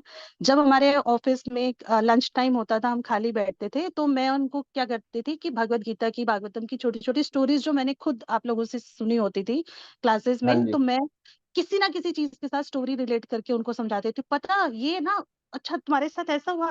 पता एक बार ना कृष्णा ने भी को भी इस तरह से ना अर्जुन ने क्वेश्चन पूछा था, पता वो भी इस तरह से फंस गए थे, तो उन्होंने पूछा कि ऐसे कैसे होगा, तो वो मतलब मैं उसके साथ रिलेट करके उनको सुनाती थी। तो दूसरे को भक्ति में लाने के लिए जल्दबाजी नहीं करनी चाहिए कि भाई अगर मैं भक्त हूं तो वो भी बन जाए। धीरे धीरे वो हमें देखकर, हमारे बिहेवियर को देखकर वो ऑटोमेटिकली चेंज होंगे। जैसे आज की डेट में, अभी पिछले हफ्ते मेरे मतलब मैं प्रशांत मुकुंद प्रभु जी से मिली, उन्होंने मुझे नरसिंह देव की बहुत फोटो वाला विग्रह जो है ना वो दिया उन्होंने। हाँ। आप मानेंगे नहीं कि मैं घर के अंदर जब आई तो मैंने क्या किया कि उसको पहले तो सामने रखा हुआ था, मेरे हस्बैंड ने देखा, वो मुझे सपोर्ट करते हैं, मतलब वो कभी रोकते नहीं है। तो मैंने क्या किया, उसे ढक दिया कि मेरे फादर इन लॉ देखेंगे तो मतलब वो ऑब्जेक्ट करेंगे, बिकॉज ही इज लाइक बिल्कुल टोटल, पता नहीं नास्तिक है, पता नहीं डेमिगॉड्स को मानते, मैं आज तक समझ ही नहीं पाई हूँ क्या है। ठीक है, क्योंकि वो बहुत ज्यादा टोकते भी है कि क्यों क्या कैसे। तो मैंने उसको ढक दिया, तो और फिर मैंने क्या किया, रुक्मिणी द्वारकाधीश जी की पिक्चर के पीछे उनको लगा दिया कि वो देखेंगे तो बोलेंगे कि ये क्यों है, इनकी क्यों पिक्चर रखी है या कुछ भी। तो मेरे हस्बैंड ने एकदम से मुझे डांटा, बोले इसको छुपाया क्यों है तुमने, बाहर निकालो, मैं नहीं विश्वास कर सकता क्या किसी चीज पर, ये मेरा फेथ है। सो ये मेरे लिए बहुत बड़ा चेंज था कि जहां पर मेरे हस्बैंड जो ड्रिंक भी कर लेते हैं, वो खुद बोल रहे हैं कि तुम नरसिंह भगवान की तस्वीर को सामने रखो, अगर कोई क्वेश्चन पूछेगा तो मैं आंसर करूंगा कि मैं इन्हें मानता हूँ इसलिए मैंने इन्हें सामने रखा है। तो धीरे धीरे हरि लोग जो है वो बोल। चेंज होते हैं, और बस आपको डिटर्मिनेशन के साथ जो है ना वो जुड़े रहना है। आपकी डिटर्मिनेशन देखकर उनको वो अपने आप ही बदल जाएंगे कि अगर ये बदल सकती है तो हम क्यों नहीं बदल सकते। हरि तो बस बोल। ये सब मुझे वो करना था। थैंक यू माता जी, इतना अच्छा थैंक एक्सपीरियंस यू। रियलाइजेशन आपने शेयर किया। आई होप सबको ये सुना होगा। और माता जी देखो डॉक्टर हैं, देखो डॉक्टर का प्रोफेशन आप जानते ही हो, एम्स और सफदरजंग की बिल्डिंग आजू बाजू में है। अगर आप कभी वहां जाओगे ना, आप परेशान हो जाओगे। अगर वहां पे अगर आपने लोगों को देख लिया, लोग एक एक महीने से बोरिया बिस्तर लेके वहीं पे बैठे रहते हैं बाहर ही, कि हमारी बीमारी है, ठीक हो जाएंगे, नंबर बाहर आएगा। तो डॉक्टर वहां के मतलब फ्रस्ट्रेट हो जाओगे आप, वहां का एक दिन का माहौल झेल नहीं पाओगे। और जो रोज आ रहा जा रहा है, उनसे पूछना कि डॉक्टर्स की क्या हालत होती है रोज। और 12 घंटे जॉब, मतलब एवरेज है 10-12 घंटे तो एवरेज टाइम देना ही पड़ता है। और प्रभु उसके जी मैंने बावजूद अपनी भी सॉरी प्रभु जी मैंने अपनी प्राइवेट प्रैक्टिस में एक पेशेंट को बोला, मैं जनरली पूछती हूँ कि स्पिरिचुअली आप किसको मानते हैं क्या है, तो आप उसको कंटिन्यू रखिए। जब कोई किसी को नहीं मानता होता ना, तो फिर मैं उसे हरे कृष्णा महामंत्र बताती हूँ कि अगर आप किसी को नहीं मानते तो आप इसको जप करना शुरू करो, आप रिलैक्स्ड फील करोगे, अच्छा लगेगा।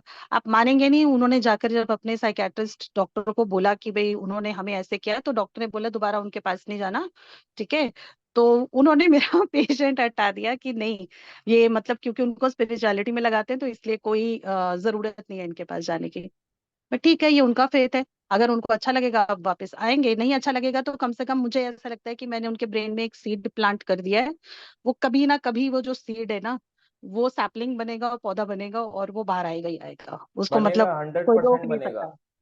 जी भगवत गीता में लिखा है, भक्ति का बीज अगर आपने उनके बो दिया, उनके हार्ट में, उनके दिल में बो दिया, तो अपने आप वो धीरे धीरे करके उग जाएगा। जी, बस यही थैंक शेयर यू करना। माता जी, हरि थैंक यू बोल। प्रभु, हरे कृष्ण। थैंक यू माता जी। ऐसे ही एक और भक्त भी थे जो इस्कॉन में, जो कि ज्योतिषी थे शुरुआत में, है ना। तो वो भी जब जाते थे तो उनके क्लिनिक में लोग आते थे। ज्योतिषों का, एस्ट्रोलॉजर का भी तो होता है, बड़े बड़े अपने बिजनेस होते हैं, तो लोग आते हैं। आने के बाद वो कहते थे, ठीक है आ रहे हो मेरे पास आए हो, इसको ध्यान से मैं तुम्हें एक ऐसा मंत्र दे रहा हूँ, सारे प्रॉब्लम का आपको सॉल्यूशन मिल जाएगा। क्योंकि अपना एस्ट्रोलॉजी को तो चलाना है उनको। कह रहे किसी को बताना नहीं है, किसी को बताया तो काम नहीं करेगा। बाहर और पेशेंट की लाइन लगी हुई है, 2 4 8 10 और लोग हैं। कह रहे किसी को बताना नहीं है, बस चुपचाप जाना है, घर में जपना है, किसी को नहीं बताना, घर में भी नहीं बताना, बाहर पेशेंट को भी नहीं बताना। कह रहे ये लो, ये मंत्र है, ये पंचतत्व मंत्र है, और ये है हरे कृष्णा कृष्णा कृष्णा हरे हरे, हरे राम राम राम हरे हरे। अगर किसी को बताया काम नहीं करेगा, लो चुपचाप ले जाओ और जाओ। इस तरह से उन्होंने अपने एस्ट्रोलॉजी का भी काम चलाया। तो करना ही पड़ेगा, बंद थोड़ा ना कर देंगे, पैसा कैसे कमाएंगे नहीं तो इस तरह से भी है। तो हरि नाम के नाम पे पैसा नहीं कमा रहे। मगर एस्ट्रोलॉजी जब लोगों को समझ नहीं आएगा ना, एकदम से बोल देंगे एस्ट्रोलॉजी फॉलो मत करो, लोग तो पागल हो जाएंगे कि ये सब क्या है। तो इस तरह से उन्होंने सोचा कि चलो ऐसा भी बोल सकते हैं। तो इस तरह से भी होता है। तो किस तरह से आपने प्रोफेशन में कैसे डील करना है, वो धीरे धीरे समय लगेगा। हर चीज को टाइम लगता है, जैसे माता जी ने भी बताया। ठीक है, सुभाष चंद्र प्रभु जी।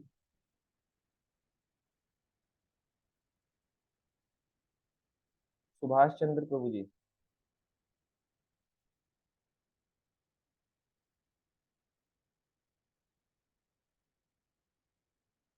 अनम्यूट कर रही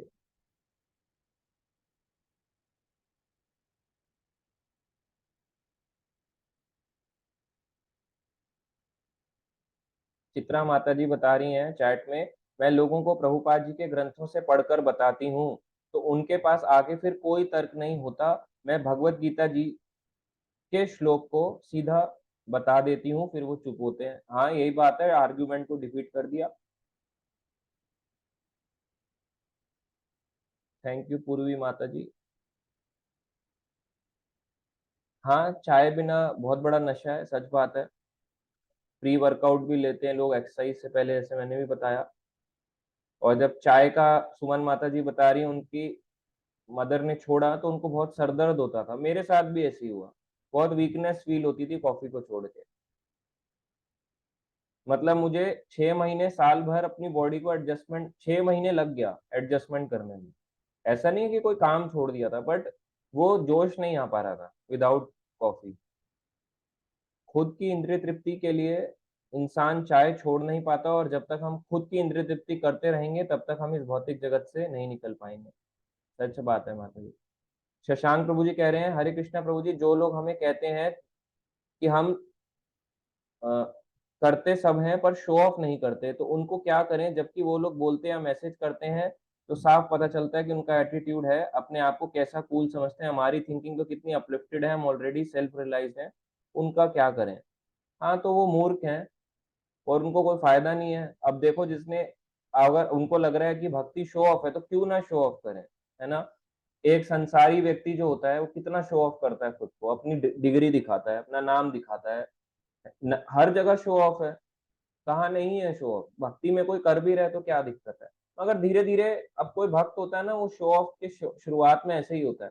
अगर क्या पैसा है तो वो अपने पे खर्चेगा ना, दिखाएगा, देखो मैं सिल्क की धोती पहन रहा हूँ, वो पहन रहा हूँ, तो ठीक है, कम से कम उल्टा सीधा लेने से वो भक्ति के रिलेटेड चीजें खरीद रहा है, क्या दिक्कत है। तो शो ऑफ कर रहा है, कोई बात नहीं, धीरे धीरे वो शो ऑफ पर अपने आप ही बंद हो जाता है समय के साथ।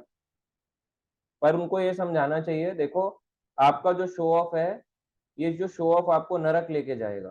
कहेगा स्वर्ग नरक किसने देखा है? बोलो, अगर किसी ने ना देखा होता तो अंत समय में यही क्यों बोलते हैं, राम नाम सत्य है, हरि का नाम सत्य है, तब कहाँ चले जाता है? तब क्यों इतनी प्रार्थनाएं होती हैं? जब नरक एग्जिस्ट ही नहीं करता तो क्यों ये सब भगवत गीता ये पाठ चालू हो जाते हैं मरते दम पे? क्यों आप जब शादी कराते हो तो 7 फेरे ही लेते हो? 10 ले लो, 15 ले लो ही मत, है ना? वो कहेगा मेरे को तो इन सब में बिलीव नहीं है, सब फालतू होता है। तो बोलो फालतू होता है ना, आज के बाद कभी इंडियन वेडिंग पे भी मत जाना, क्योंकि वहां तो आपको फालतू लग रहा है, क्योंकि वहां तो ये चल रहा है ओम ओम ऐसे करके चल रहा है, मत जाओ। क्यों जा रहे हो? अब से जाना भी मत, जब सब फालतू है। केवल अपना ऑफिस जाओ, काम करो, गधे की तरह चलो, मार खाओ, और तुम क्या हो? हम तो तुम्हारे को गधा ही बोलेंगे फिर। तो इस तरह से आप उन्हें बोलो। चित्रा माता जी कह रही हैं, हम तो ऐसे लोगों के लिए प्रसाद ले जाती हूँ, बोलती हूँ कि देखो आज कृष्ण ने आप सब पर कितनी कृपा करी है, उन्होंने आपके लिए प्रसाद भेजा है, तो वो सब खुश भी हो जाते हैं और मुझे भी उनका कुछ खाना नहीं पड़ता। हाँ, परफेक्ट है, ऐसा ही करना चाहिए।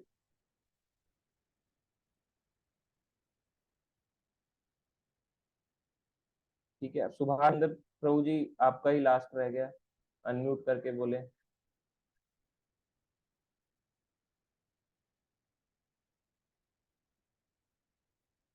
ठीक है, और तो है नहीं फिर कोई क्वेश्चन, अभी वो अनम्यूट नहीं कर रहे हैं। ठीक है, फिर बाकी आप व्हाट्सएप पे पूछ सकते हैं प्रभु जी। ठीक है, अभी हम एंड करते हैं अनम्यूट करके। हरे कृष्णा कृष्णा कृष्णा हरे हरे, हरे राम राम राम हरे हरे। श्रीला प्रभुपाद की जय, सभी भक्त वृंद की जय, श्रीला प्रभुपाद की जय।